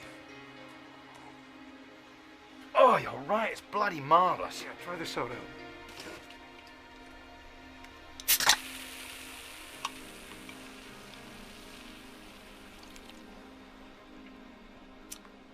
Gentlemen, the cola is very, very good today.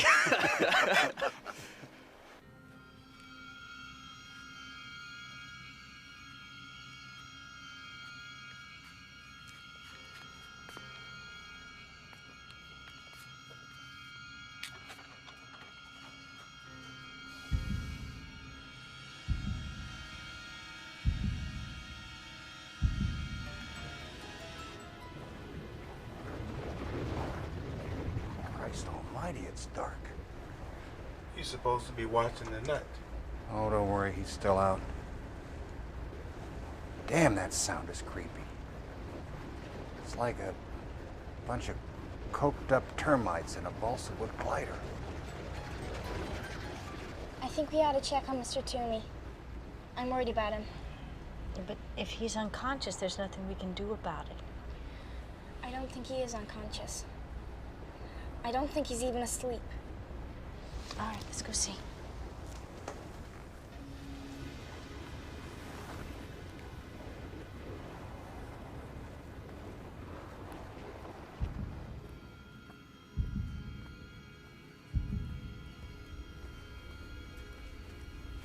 Hey, look, I thought I'd... Oh, my God, where is he?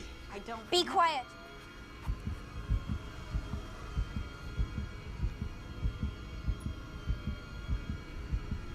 There. He's hiding over there, behind something. How do you know that, little miss? I don't hear a thing. I do. I hear his heart. It's beating very fast and very hard. He's scared to death. I feel so sorry for him. Mr. Toomey, please come out. We don't want to hurt you. Mr. Toomey. Mr. Toomey, please don't be afraid.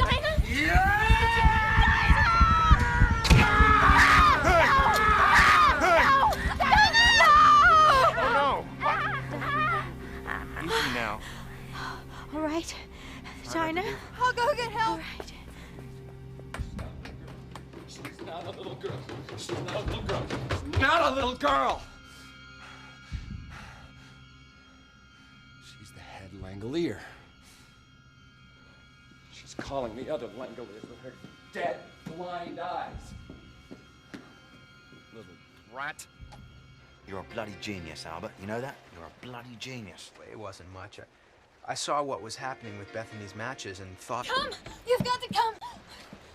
Calm down. He stabbed her and I think she's dying. Calm down. Who's dying? Dinah! The blade broke off in her chest. Mr. Toomey did it. Bloody hell. Albert, you come with me. Brian, get the engines warmed up and keep her here till I get Dinah aboard. Mr. Jenkins, bottom of the stairs, keep an eye out for Mr. Toomey. Come on, Albert. You okay?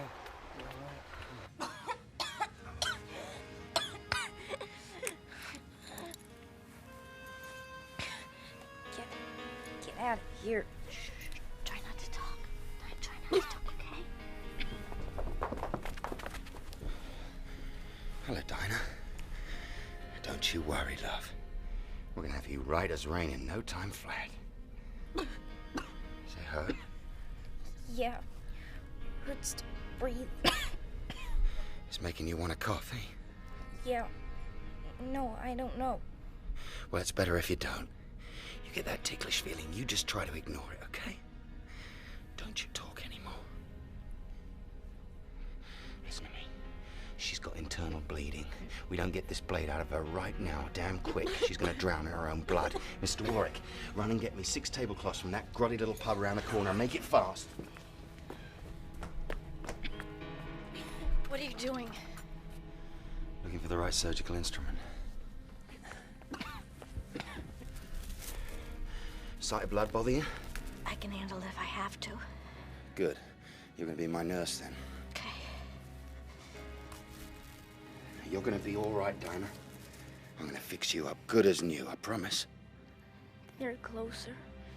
You really, really have to hurry. I know, love. I know.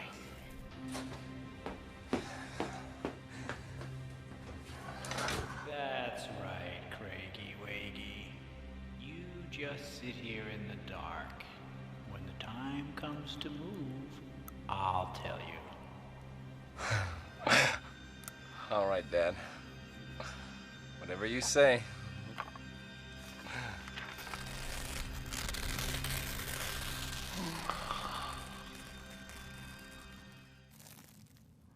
Right. We're gonna need a stretcher to take her aboard the plane. Albert, you and Mr. Gaffney are designated stretcher finders. Mr. Gaffney, I think if you look behind that counter, I think you'll find 2 very sharp knives.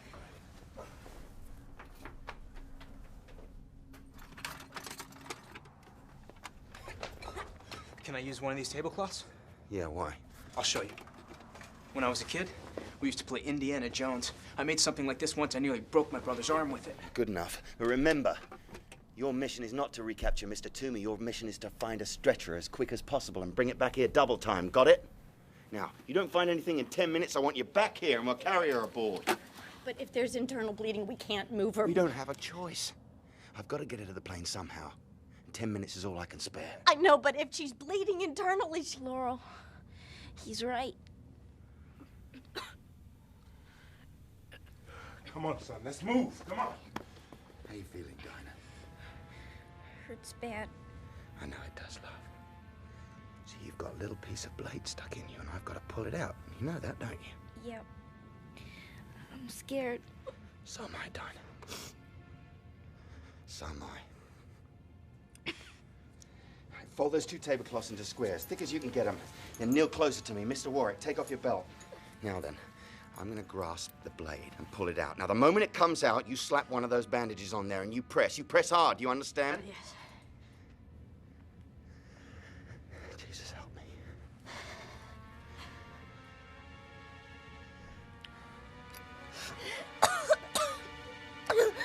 Don't you dare. Don't you go weak sister on me. Don't you dare. No, press hard. Press hard as you can. Do you understand me? Yes. Press hard.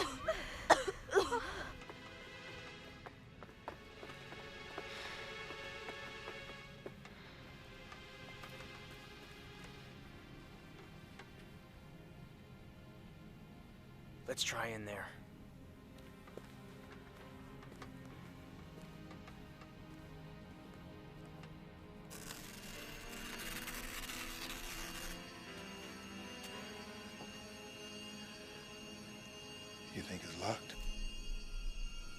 There's only one way to find out.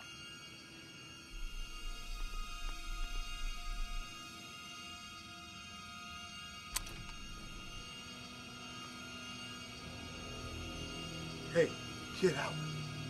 Look, a stretcher.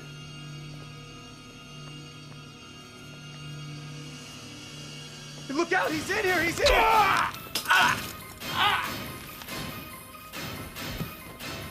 You're one of them too, aren't you? A Langolier. Screw you.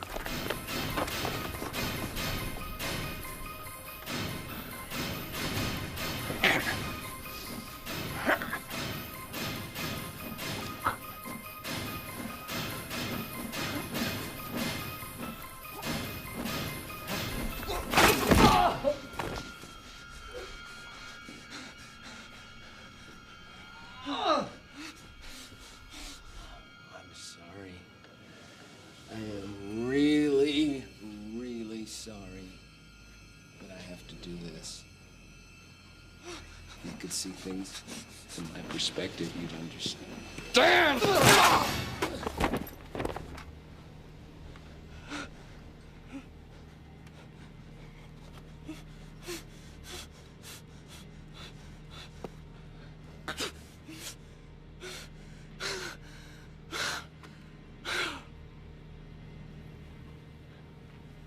I'm going to Boston! I'm going to Boston!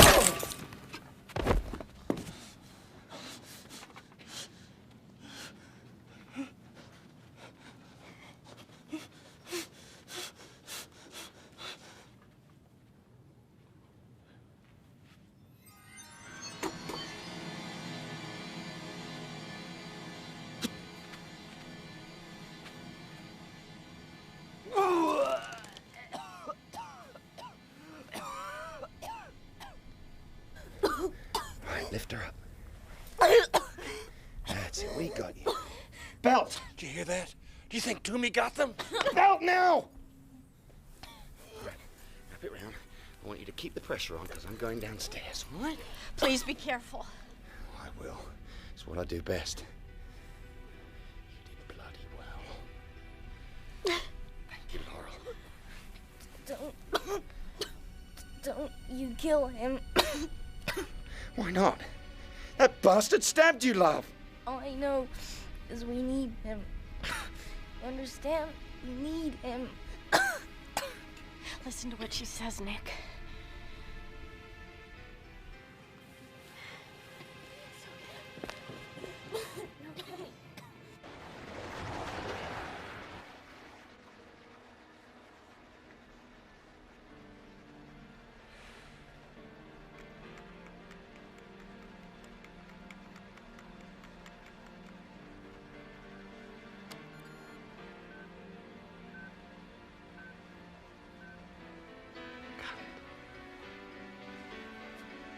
Captain Angle? Yeah. Why aren't they back yet? I can't say. Well, I asked Bob, Mr. Jenkins, if he could see anyone moving around in the terminal, and he said he couldn't. What if they're all dead? No, I'm sure they're not. If I make you feel any better, why don't you join him at the bottom of the ladder?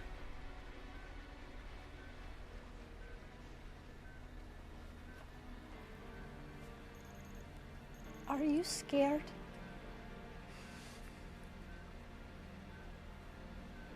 Yeah. Yeah, I sure am. I sort of feel better. It's hard being scared all by yourself.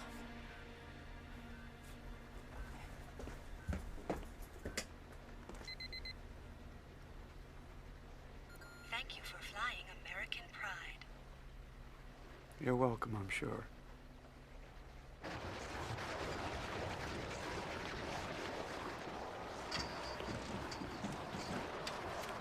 Any sign of them? Well, it depends on what you call a sign. I just heard something like shouting just before you came out of the plane. I hope Dinah's gonna be all right. But I don't know. He caught her really bad. Did you see the captain? He's up programming his instruments or something. I hope so.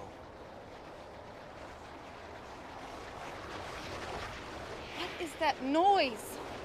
My dear, I hope we never have to find out.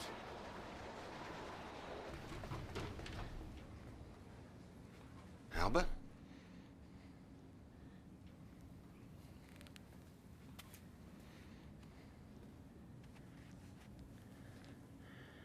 You all right, Albert? Where's Mr. Gaffney, Albert? He's in the airport services office. Mr. Toomey was in there hiding behind the door, I guess. He killed Mr. Gaffney because he walked in first. If I'd have walked in first, he would have killed me instead. Then I killed Mr. Toomey. Because I had to. He came after me, do you see? He found another knife someplace and he came after me. Albert, can you pull yourself together, mate? I don't know. I never killed anybody before. I know. It's a horrible thing. I understand, believe me. But it's got to be gotten over, and you've got to get over it fast. Because that sound is coming closer.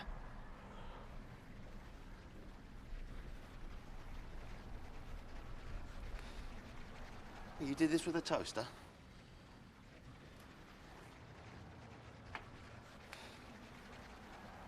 He's not dead.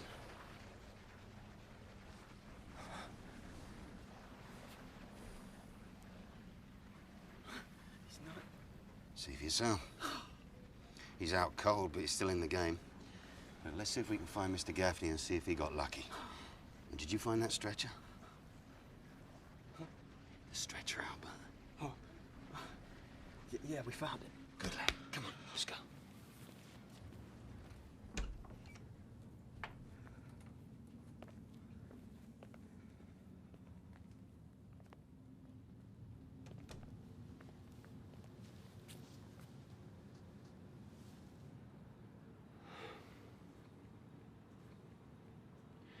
Keep it together, Albert. That's all you gotta do. You just keep it together. You'll be fine. Albert.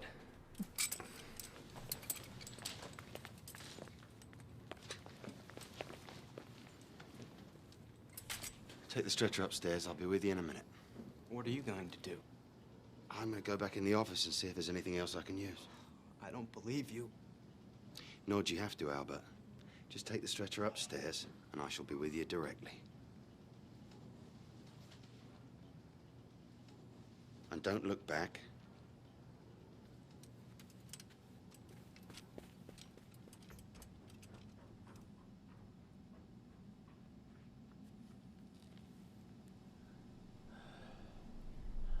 This is more than you deserve, you bastard. Don't you kill him. We need him. You understand me? We need him. Nick! You coming? Yes. In a minute.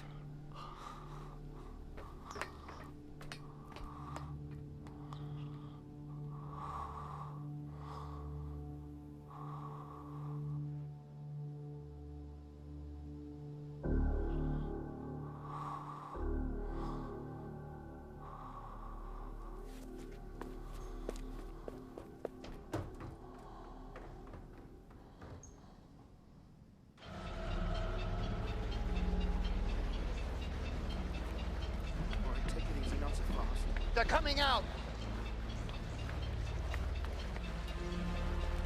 Let me help. Careful, Albert, Bethany. Don't jiggle her. Help me carry her up the stairs. How bad is she? She's unconscious, but still alive. What happened to the others? Gaffney's dead. Toomey might as well be. Now, mind you keep your end up now.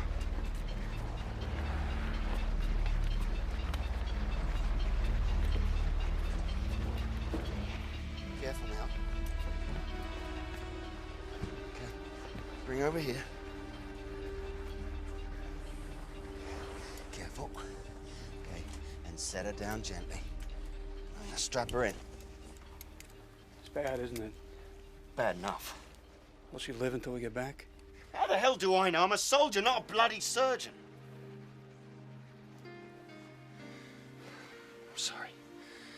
sorry. This time travel stuff really gets on your nerves, doesn't it? You don't have to apologize. I'm going to start the engines. Pull as close as I can get to one of the fuel pads out there. While I'm doing that, the four of you pull the hose truck over. There's one sitting on the other jetway. You got it? Got it. Go to it then, Bethany. Mr. Warwick, go down with them, roll the ladder away from the plane. When I get it repositioned, move it back up to the door. Go ahead.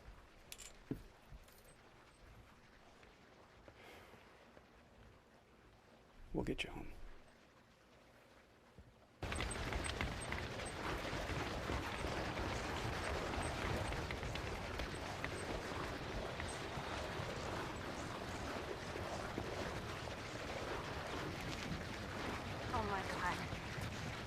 Oh my God, look.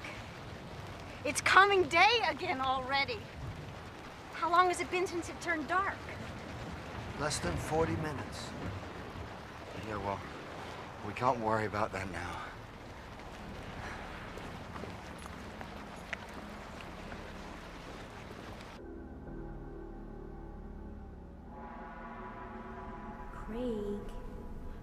Craig to me. Let me die. Please, please, just let me die.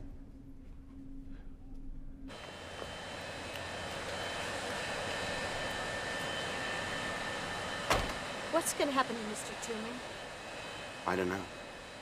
All I know is when the chips were down, I did what you and Dinah wanted. I left him lying there unconscious on the floor. Would you like to go out to dinner with me if and when we get back to LA? Yeah. I'd have that to look forward to. So would I.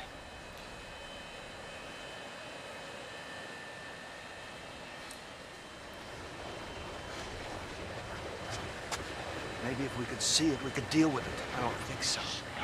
All right, then. All together.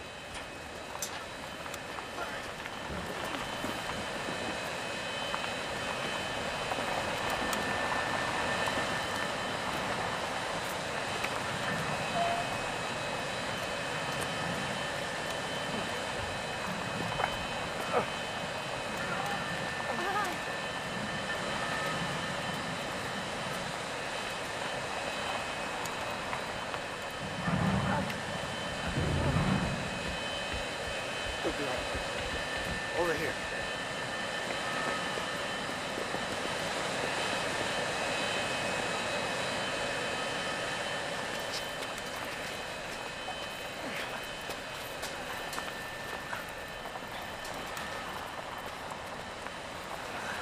Keep going, keep going. Good, good. Hold it. There, Bethany, why don't you come in? All right, you see this over here? Can you open that lid? Vic, you take that head out of there, attach it there.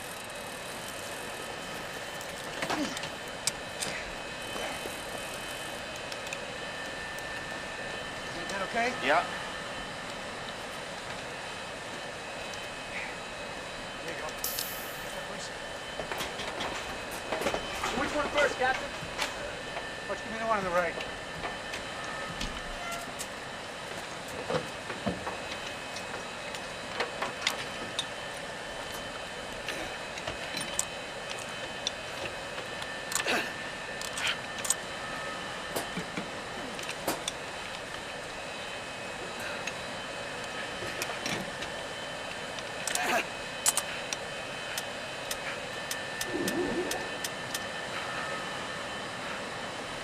What now, Brian? I'm going to use the engines to suck the gas out of the fuel pad. How long is that going to take? I don't know. An hour? Maybe 2. You better hurry it up. I don't think we've got 2 hours. We may not even have 1. Craig? Craig, get up. You have to get up now. Go away. Go away. I hate you. Go away. They've come to you, Craig. All the people you wanted to see. They left Boston and they came here. You can still see them. If you're man enough to get up, that is. Man enough? Man enough? Whoever the hell you are, you better be kidding.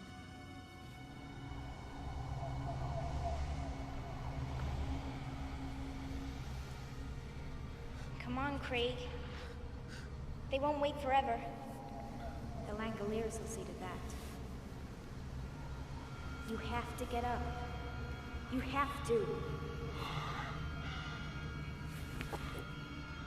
Come on, Craig, get up.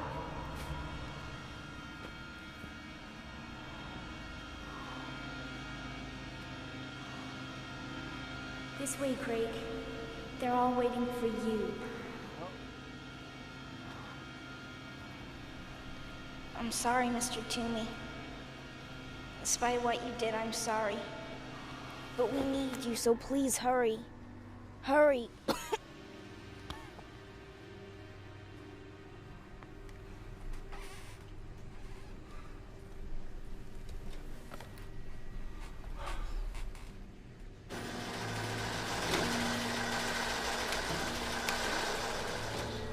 What is it, Brian?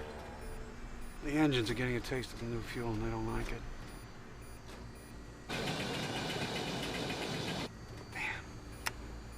What can you do about it? Try to keep the other two engines running the pumps and hope.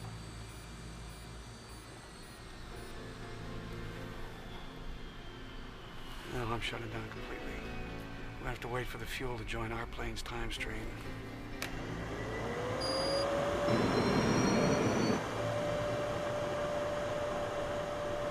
Maybe we may have lucked out, Brian. Yeah, we might. What's happening? Is everything all right? We may just have a shot at this thing.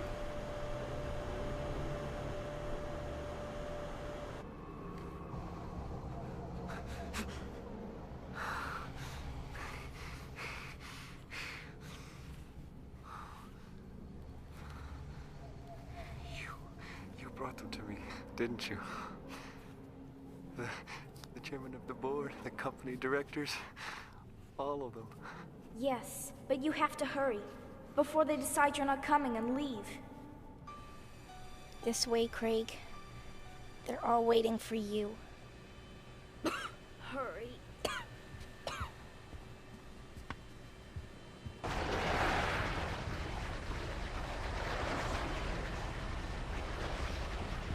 Dinah's talking in her sleep or something. I think she might be delirious.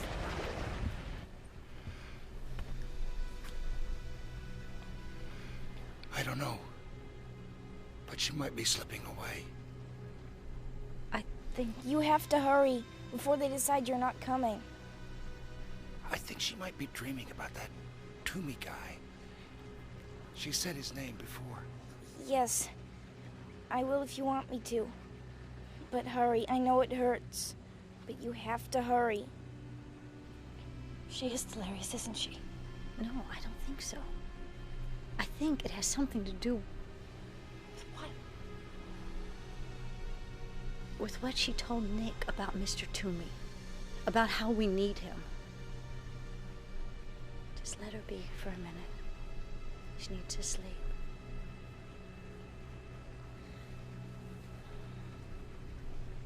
God, I hope we take off soon.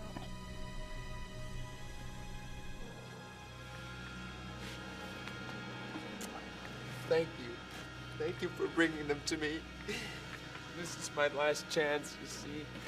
This is my last chance to get away from my father and everything else. Yes, I know. But you have to hurry. Please, please, hurry. Okay, anything you say.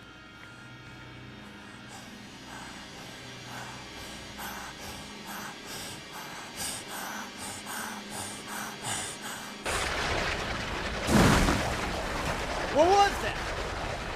Sounded like a tree falling or something. But there's not enough wind. No, there's not. What's happening? Nothing. Look at that!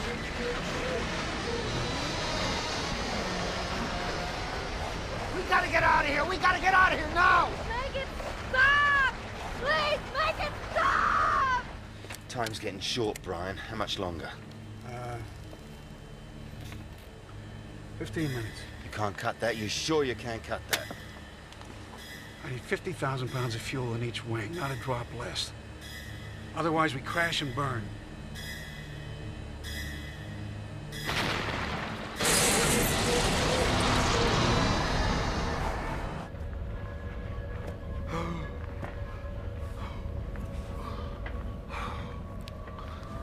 Hurry, Craig. Look at me.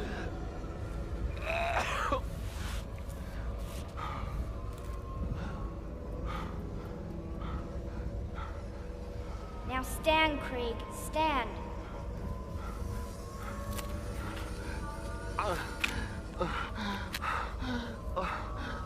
Look at me, Craig.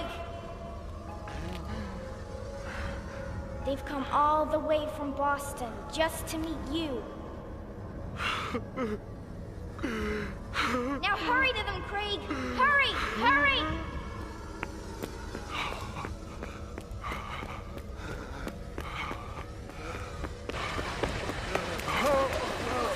Run to them, Craig. Quick, quick. Run around the plane, run away from the plane. Run to them now.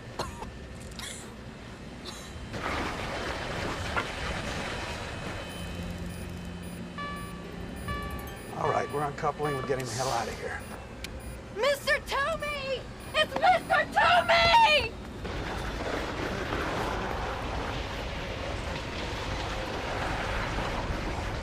What's he doing? Never mind him right now. We're all out of time.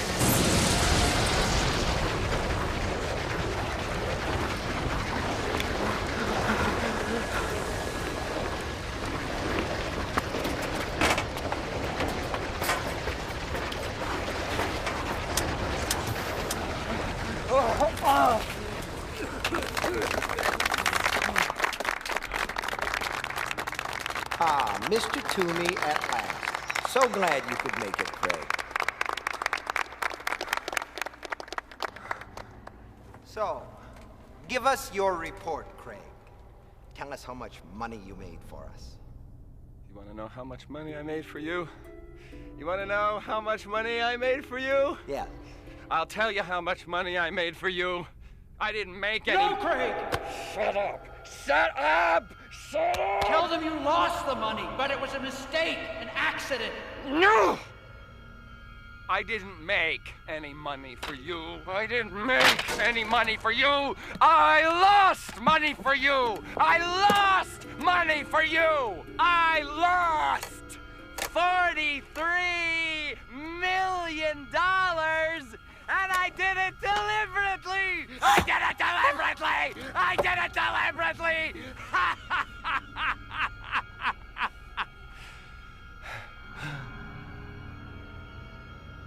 You fool.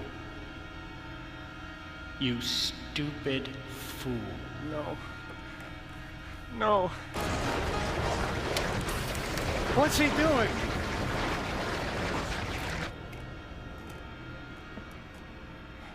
You don't frighten me anymore, Father. The Langoliers don't even exist. You just made them up. No.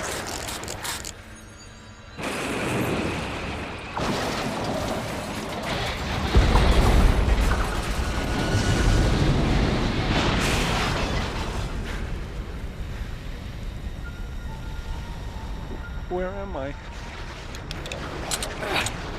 Okay.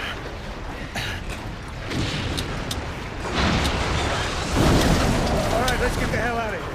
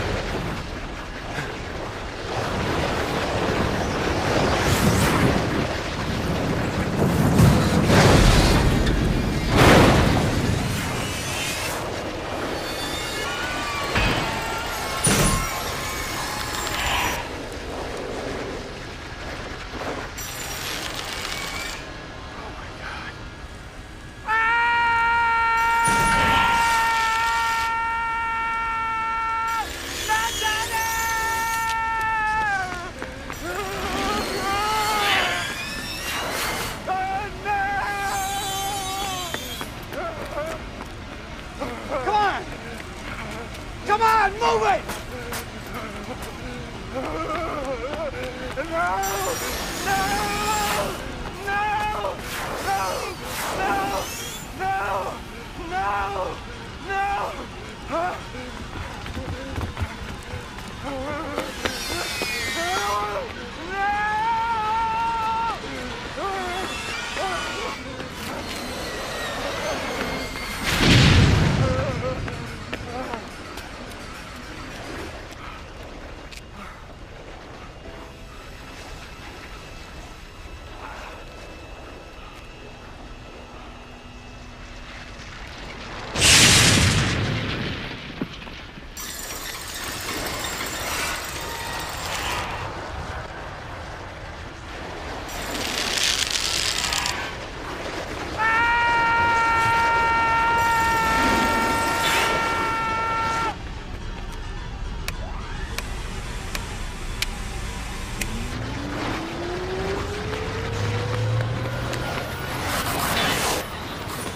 No, Craig!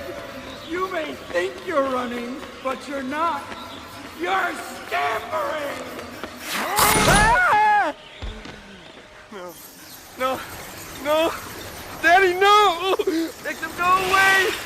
Please make them go away! I'll be good! I'll be good boy! Please, I promise I'll be good if you just make them go away!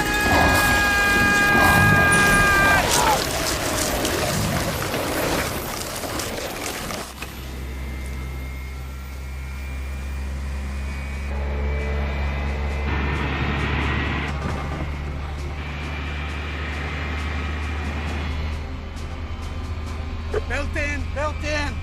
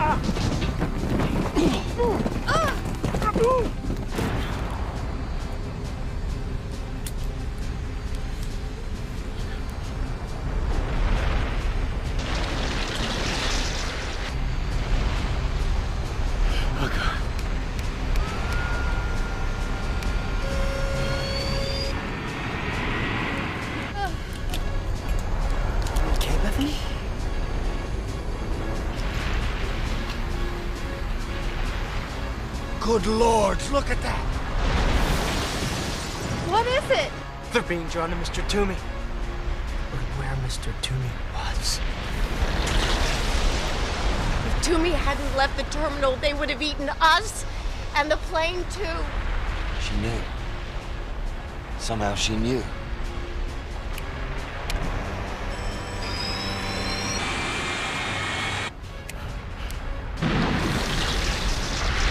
Now we know, don't we? What? We know what? We know what happens to today when it becomes yesterday. It waits for them. It waits for them. The timekeepers of eternity. Always following behind. Cleaning up the mess in the most efficient way possible. By eating it. Mr. Toomey knew about them. He said they were the Langoliers.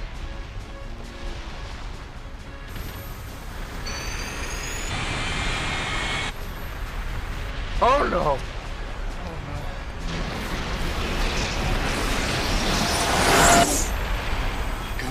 Come on.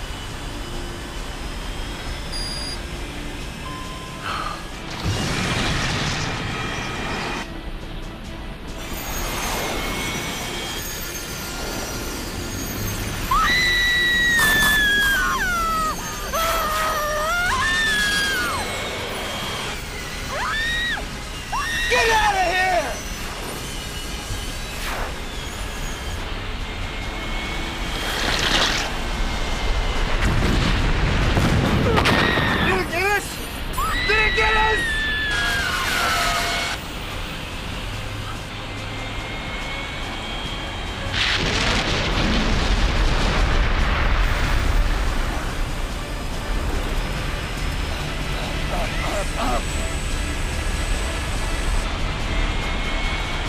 Come on, come on!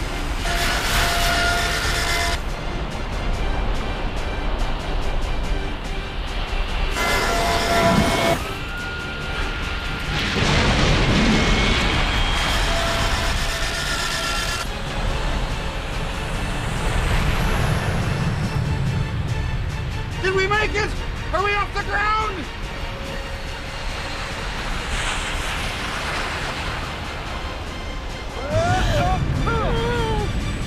What happened? Are we crashing? Listen, Mr. Warwick, sit down, strap yourself in, and everything will be all right.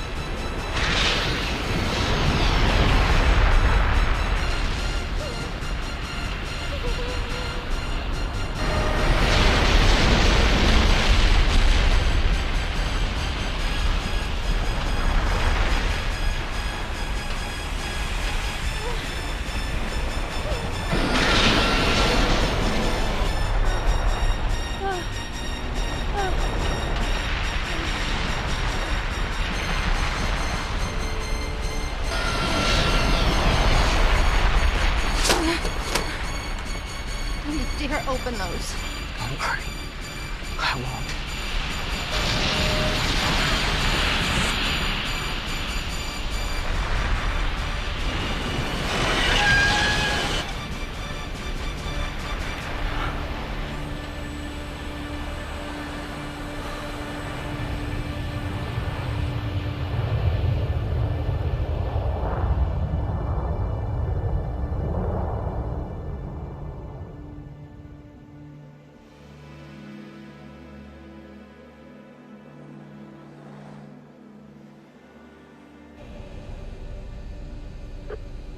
We're up.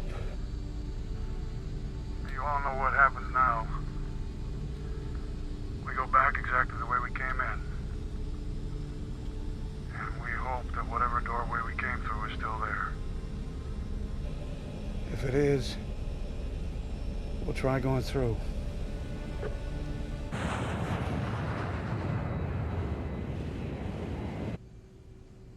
I'm going forward. Do you want to come? No, I'll stay with her. Okay.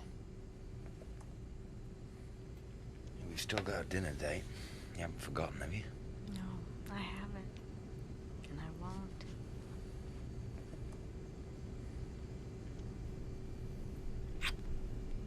Neither will I.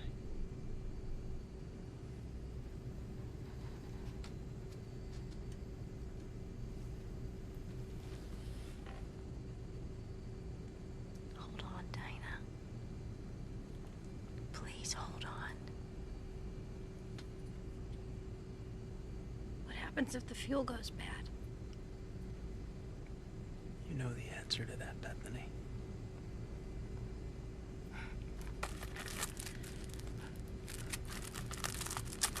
Yeah, I know. We crash into Story. Would you like to kiss me? Yes. Well, you better go ahead then. The later it gets, the later it gets.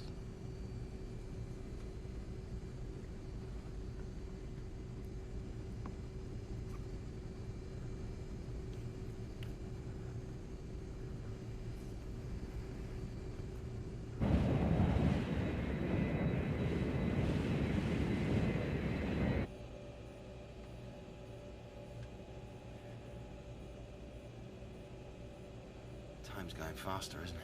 Yeah, it is. I think after a while, the days and nights will be passing as fast as a camera shutter can click. We were all going to Boston for different reasons.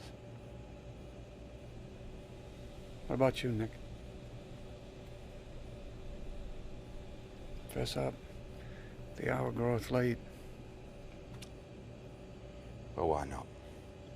What does a most secret classification mean when you're just seeing a bunch of killer cannonballs rolling up the world?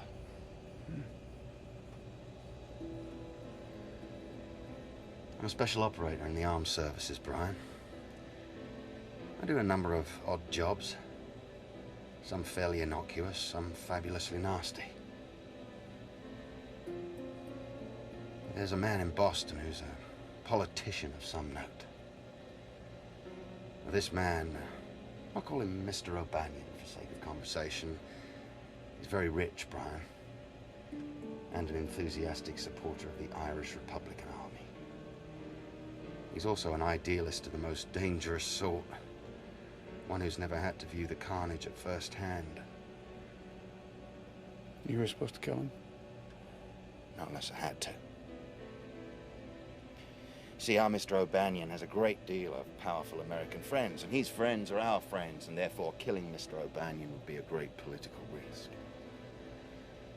But he does have a very nice piece of fluff on the side. And she's the one I was supposed to kill. As a warning? Yeah. As a warning.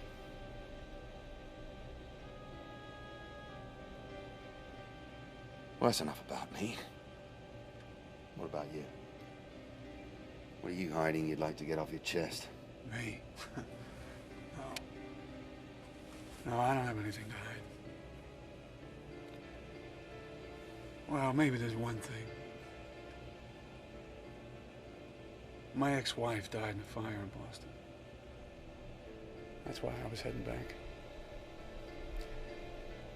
Our marriage ended badly. We were having a fight about children. I wanted them. She didn't. And I did something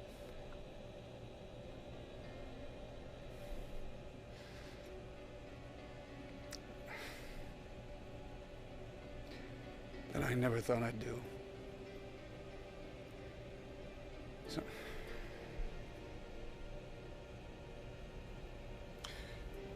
I always wanted to tell her I was sorry.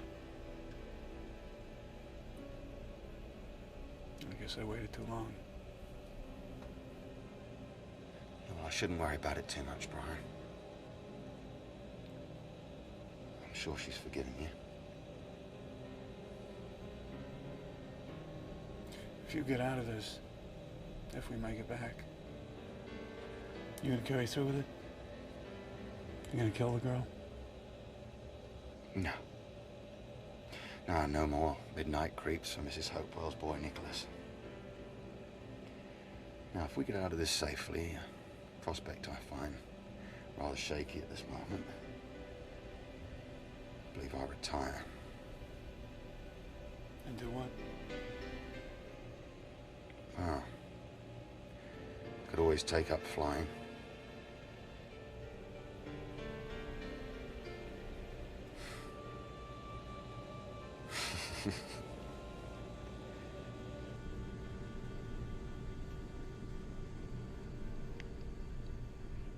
Laurel.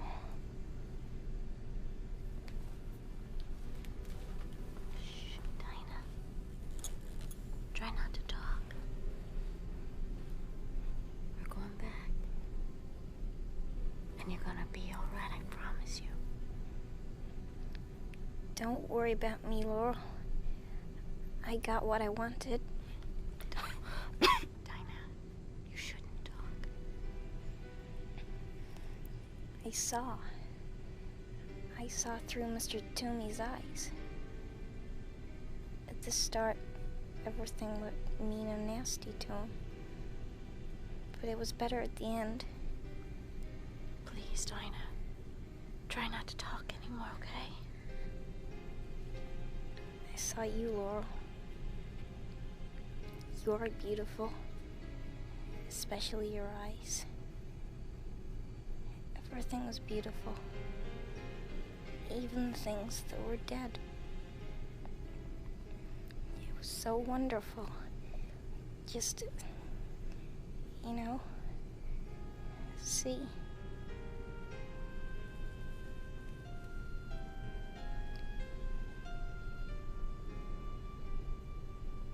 Dinah. Breathe, Dinah. Please. Please try to breathe. Breathe. Please.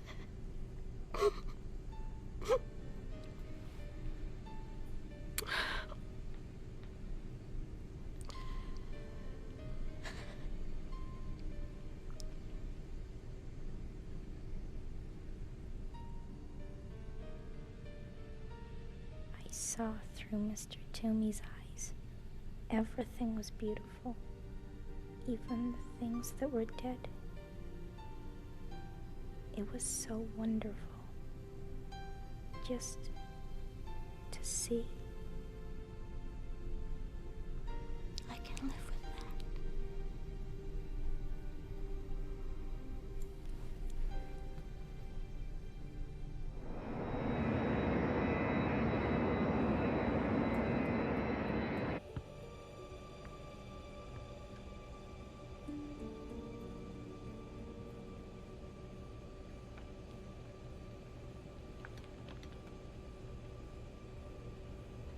We just lost a little girl.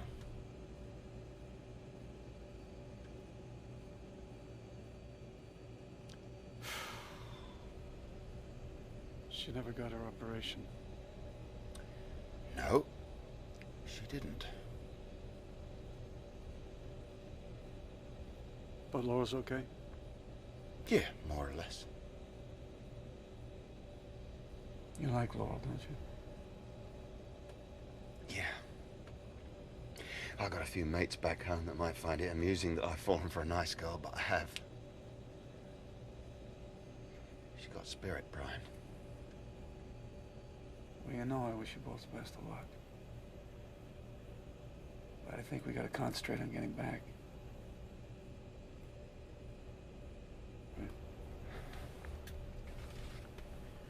We are just about here now. And that's right where the time rip should be. Now, you mind watching out for it while I fly? Sure. I just wish I knew what the hell I was looking for. Oh, I think you'll know it when you see it. If you see it.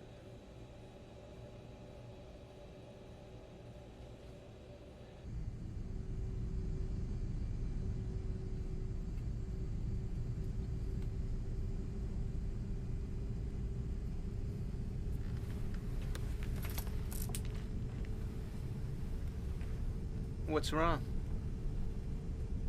I don't know, and that's the problem, dear boy.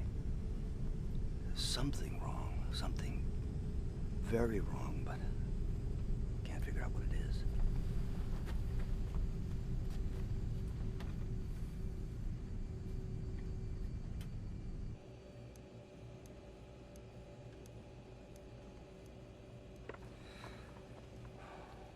Brian? Yeah. I think I see something. God almighty.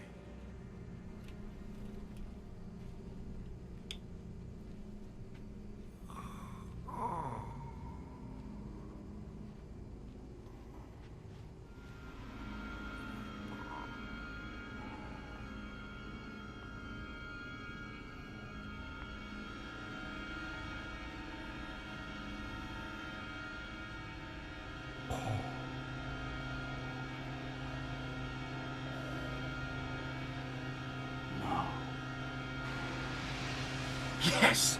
We're in business!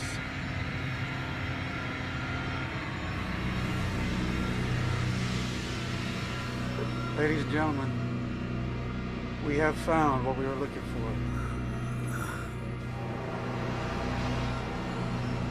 I'm going to take us straight through the middle of it, and we'll find out what's on the other side. Stop! Stop! Captain! Okay, I'll take care of this. Stop! Stop! Tell them to turn back! We gotta turn back! We can't! Jake, what is calm that? down. What's happening? It's all What's right, going man. on? Tell the captain we got one in back! We're all gonna die! Listen to me! We were all asleep! Get it? We were all asleep when we flew through the rip! Bloody hell!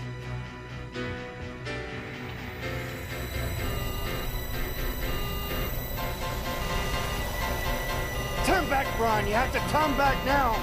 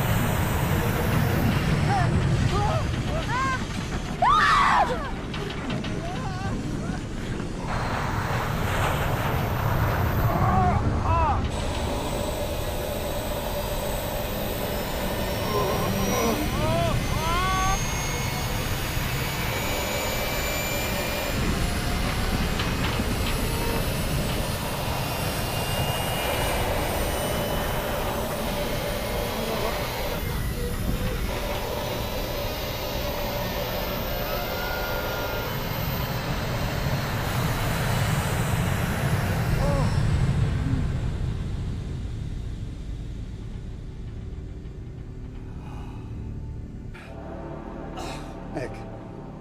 Yeah. Nick, are you all right? Yeah. I've seen better days. Broke my bloody arm. We missed it, didn't we? Yeah, we missed it, but why? Well, we came all this way. We missed it, didn't we? We missed Oh, it. that was close. Great. Is this the intercom? Yeah, well, what the hell is going on? Listen to me, everyone. We just managed to turn away in time. We're extremely lucky. And I've been extremely stupid. I'll explain. When we first flew through the time rip, everyone on board the plane that was awake disappeared. We're all awake now. Therefore, logic suggests if we tried to fly through the rip again awake, we too would disappear. That's all. That is all? That's bloody all? Well, what are we supposed to do about it? We have to go to sleep? How do we do that? I've never felt less like sleeping in my whole life.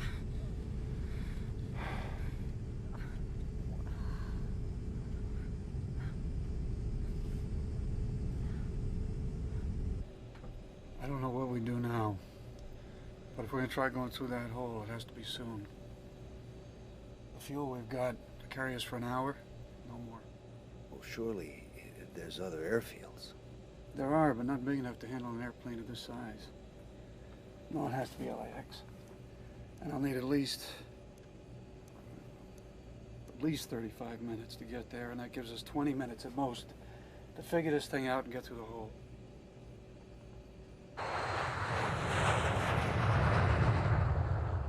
Now, how do we put everybody to sleep at the same time?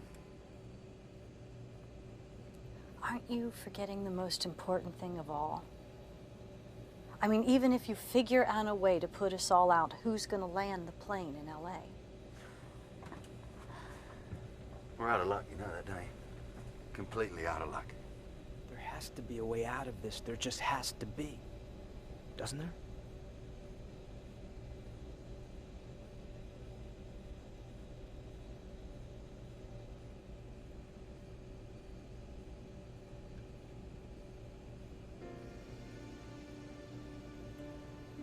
There is a way out. Damn it, there is. What is it, Brian? I can see you're onto something. Pressure, that's what I'm on to, pressure. Of course. Pressure. Would you two mind telling me what you're talking about? I'm talking about dropping the air pressure in here to 7 psi, half sea level. Do that and boom, we're out like lights. Only how do we answer Laurel's question? How do I wake up after we've come through and land the plane?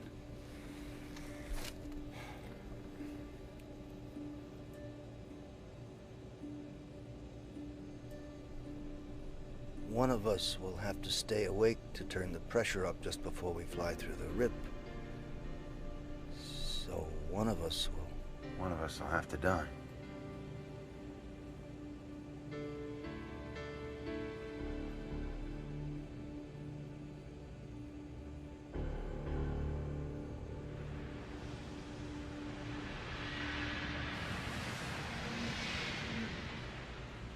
Who's gonna do it? You all draw straws or what? No need for that. I'll do it. No. Why should you do it? Why shouldn't we draw straws? Why not Bob or Albert or me? Come with me. Nick, there's not much time left. I know. Start the things you have to do.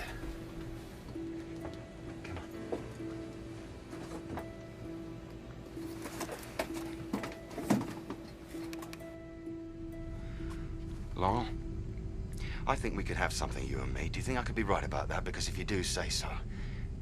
There's no time to dance, absolutely none. Yes, I do. I think that's right.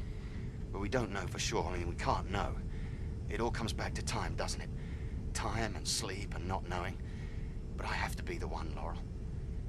You see, I've tried to keep a reasonable account of myself during my life, and all my books are deeply in the red, and this is my chance to balance them, and I mean to take it. I don't understand what you're... Look, I wish I could tell you everything about myself, but there's no time. Would you do something special for me? If you get out of this, that is. Yes, yes, of course. Nick! Yeah, I'm coming. Listen to me. Listen very carefully. I was going to quit it. My mind was made up. Quit what? Doesn't matter. What matters is that you believe me, do you? I don't know what you're talking about, but I believe you mean it. Nick, we're heading towards a rip. Yeah, I'm coming just now, damn it! Listen. My dear old dad lives in the village of Fluting. It's about 20 miles south of London. You ask for him in any shop along the high street, Mr. Hopewell. Some of the older ones still call him the gaffer. You go to him and tell him I was going to quit it. You'll need to be persistent. He tends to turn away and cuss loudly when he hears my name. Can you be persistent? Yes. Good. And you repeat what I told you, and you tell him you believe me. Tell him that I tried my best to atone for what happened outside the church in Belfast. In Belfast? Right. And if you can't get him to listen, you tell him that he must listen because of the daisies. Because of the time I bought the daisies. Because when you brought him daisies. No, not to him. But it'll do. Can you remember that as well? Yes. But... It's okay. Thank you so much, Laurel. Nick!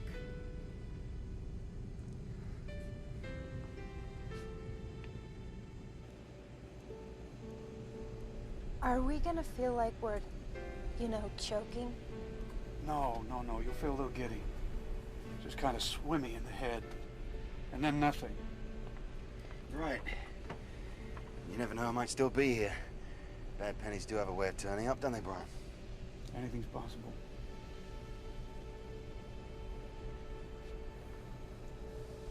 You folks all sit down. Nick, up here beside me. I'll show you what to do and when to do it. 1 second, please.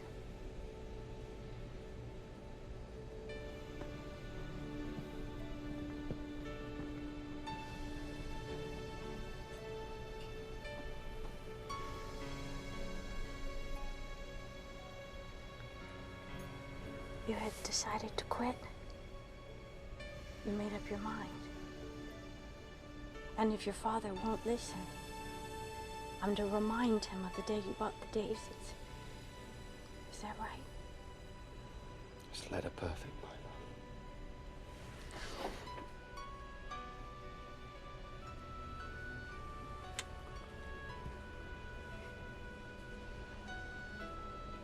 That's the one to go on, sure enough.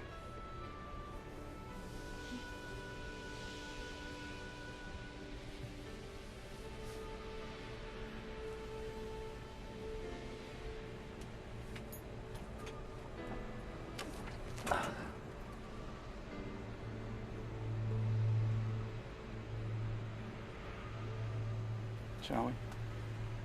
Let's do it.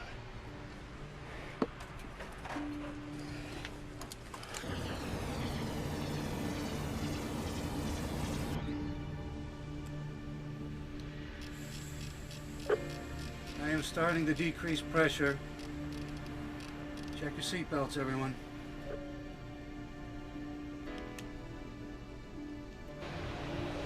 I think you better put your belt on.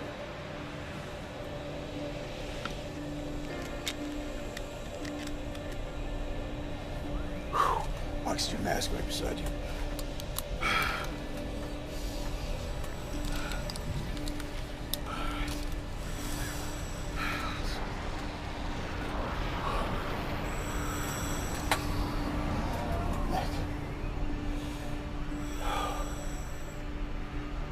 what to do.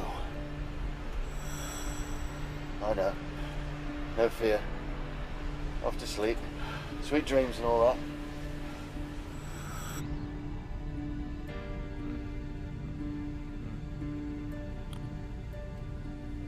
Albert, would you hold me, please? Yes. You'll hold me.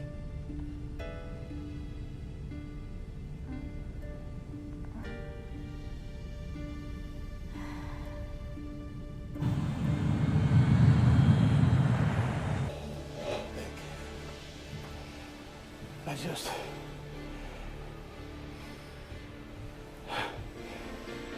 want to say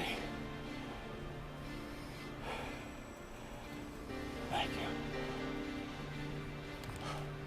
You're welcome, mate. Been a flight to remember. Even without the movie and the free mimosas.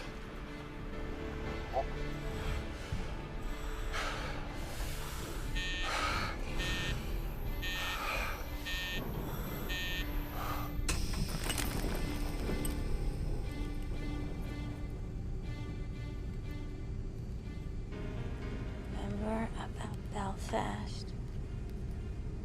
Behind the church. Act of Atonement.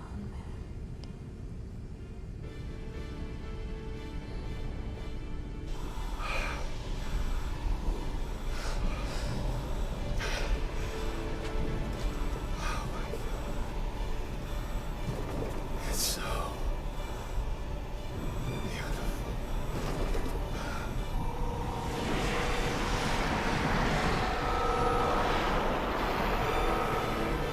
You're right, Brian. It is beautiful, and why not? It's the place where life, all life maybe, begins. The cradle of creation, and the wellspring of life. No Langoliers allowed past this point.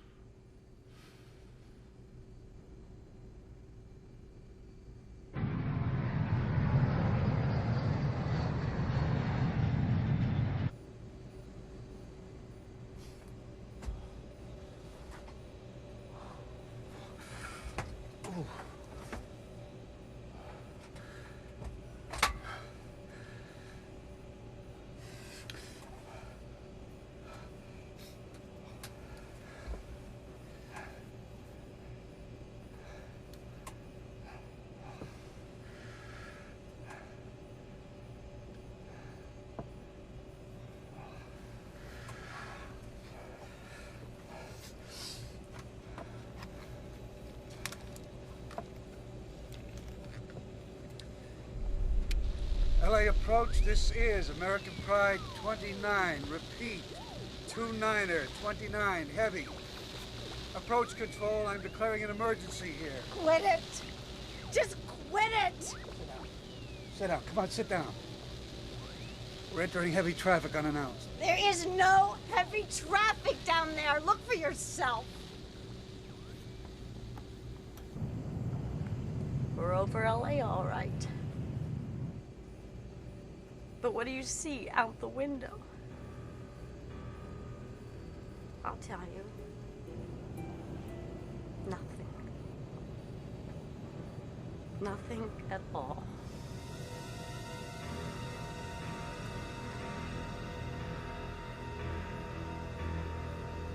Here, put this in. Put it on.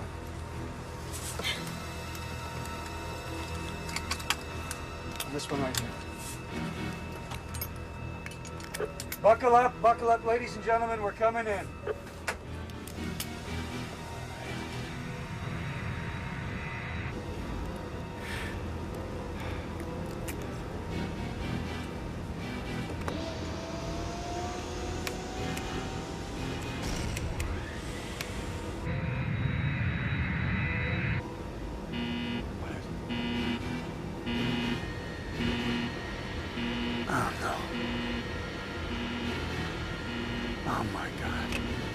We're out of fuel.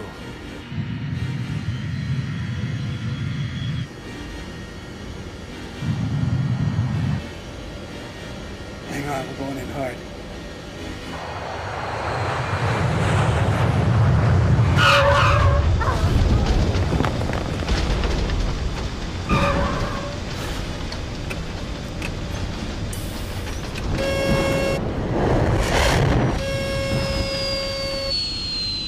Hold on.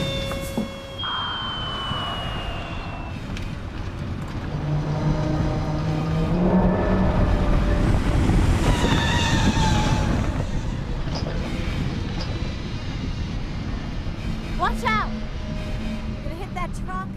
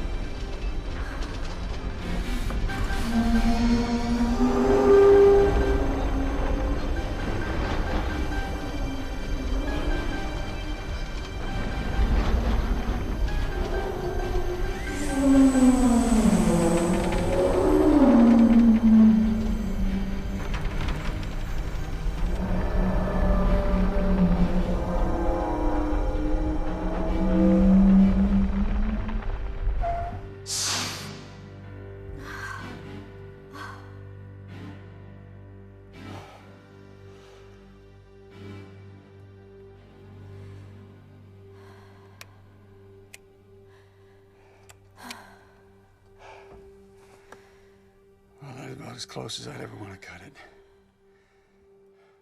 Should have let us crash.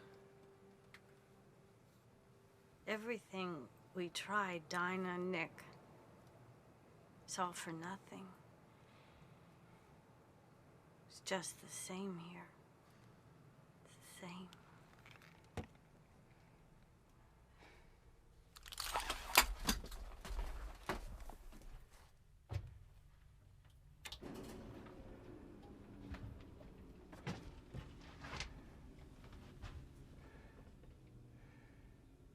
It's time to check on the others.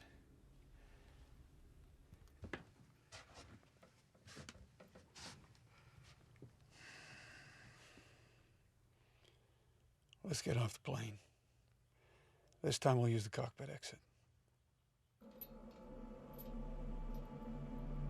Thanks.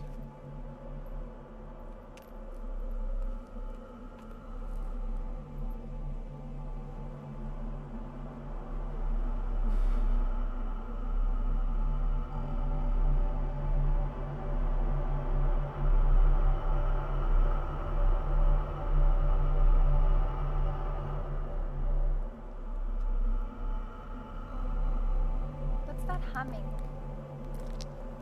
Sounds like electricity. No, I don't think it's electricity. I'm not sure what it is, though. Well, it doesn't sound like anything I've ever heard before. Why don't we try the jetway service door?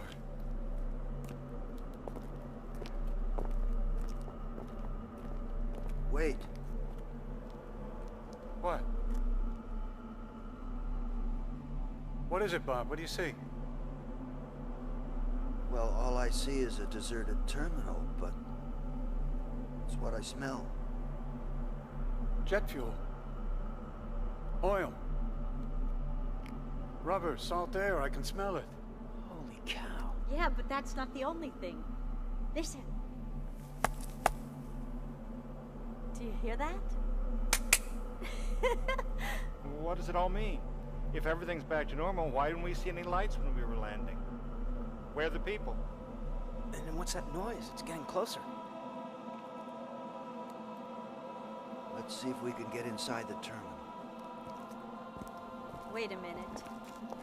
I can tell you know something. What is it? I want to go in the terminal and have a look around first.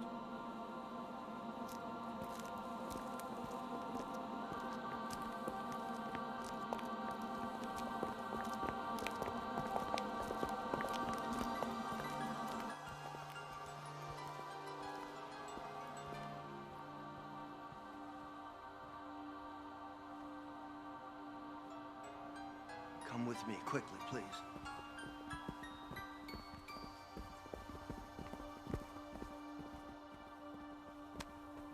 There's another door over here.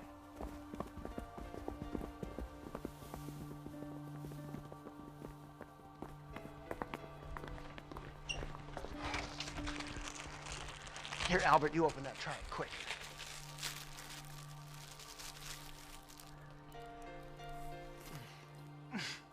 Delicious, absolutely delicious. Good. Now listen, I think it's gonna happen real soon, and I don't think we should be in here when it happens because it might not be safe. Come on with me. What? Come on. Come on, down here, come on.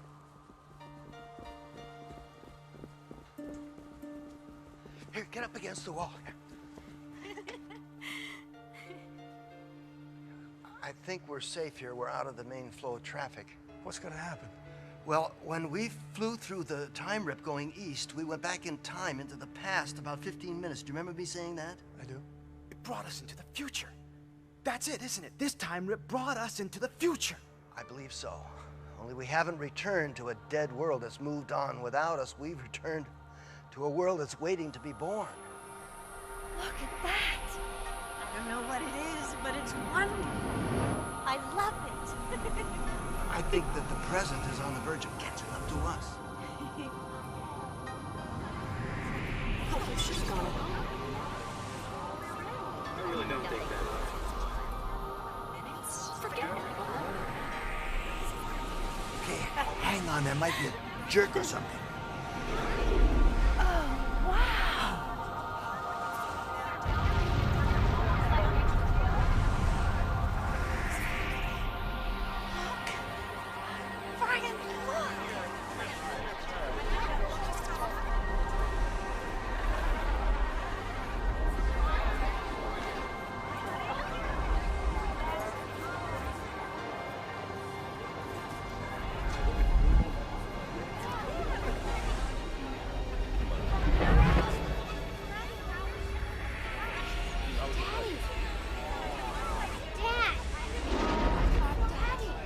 What? I'm looking for your mother.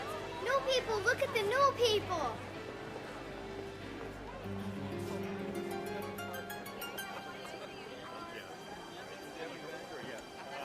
Yeah, great. Come on, let's go find your mom. Did you hear that? Did you hear what she said? Yes. Is that who we are? The new people? Are we the new people? I don't know. That's what it feels like. That was wonderful. My God, that was the most wonderful thing. Cool. Captain, what do you think we should do now? Well, I want to go outside, breathe some fresh air, and look at the sky. Yes, but we should notify the authorities. Oh, we about- will. We will. The sky first. Maybe get something to eat on the way? Yes, why not? I want to stop. Mine too. Yeah. Let's blow this joint. Unless any of you want to take the next flight east. Not now, but soon, and all the way to England. There's a man I need to see there in Fluting. The old people still call him the Gaffer. What are you talking about? Daisies. I'm talking about daisies. Come on. Come on, let's go. Well, as for me, the next time I go to Boston, I'm going to take a slow train. Bob, you're gonna get over that. People, Bethany. I know. I'm so happy. Yeah!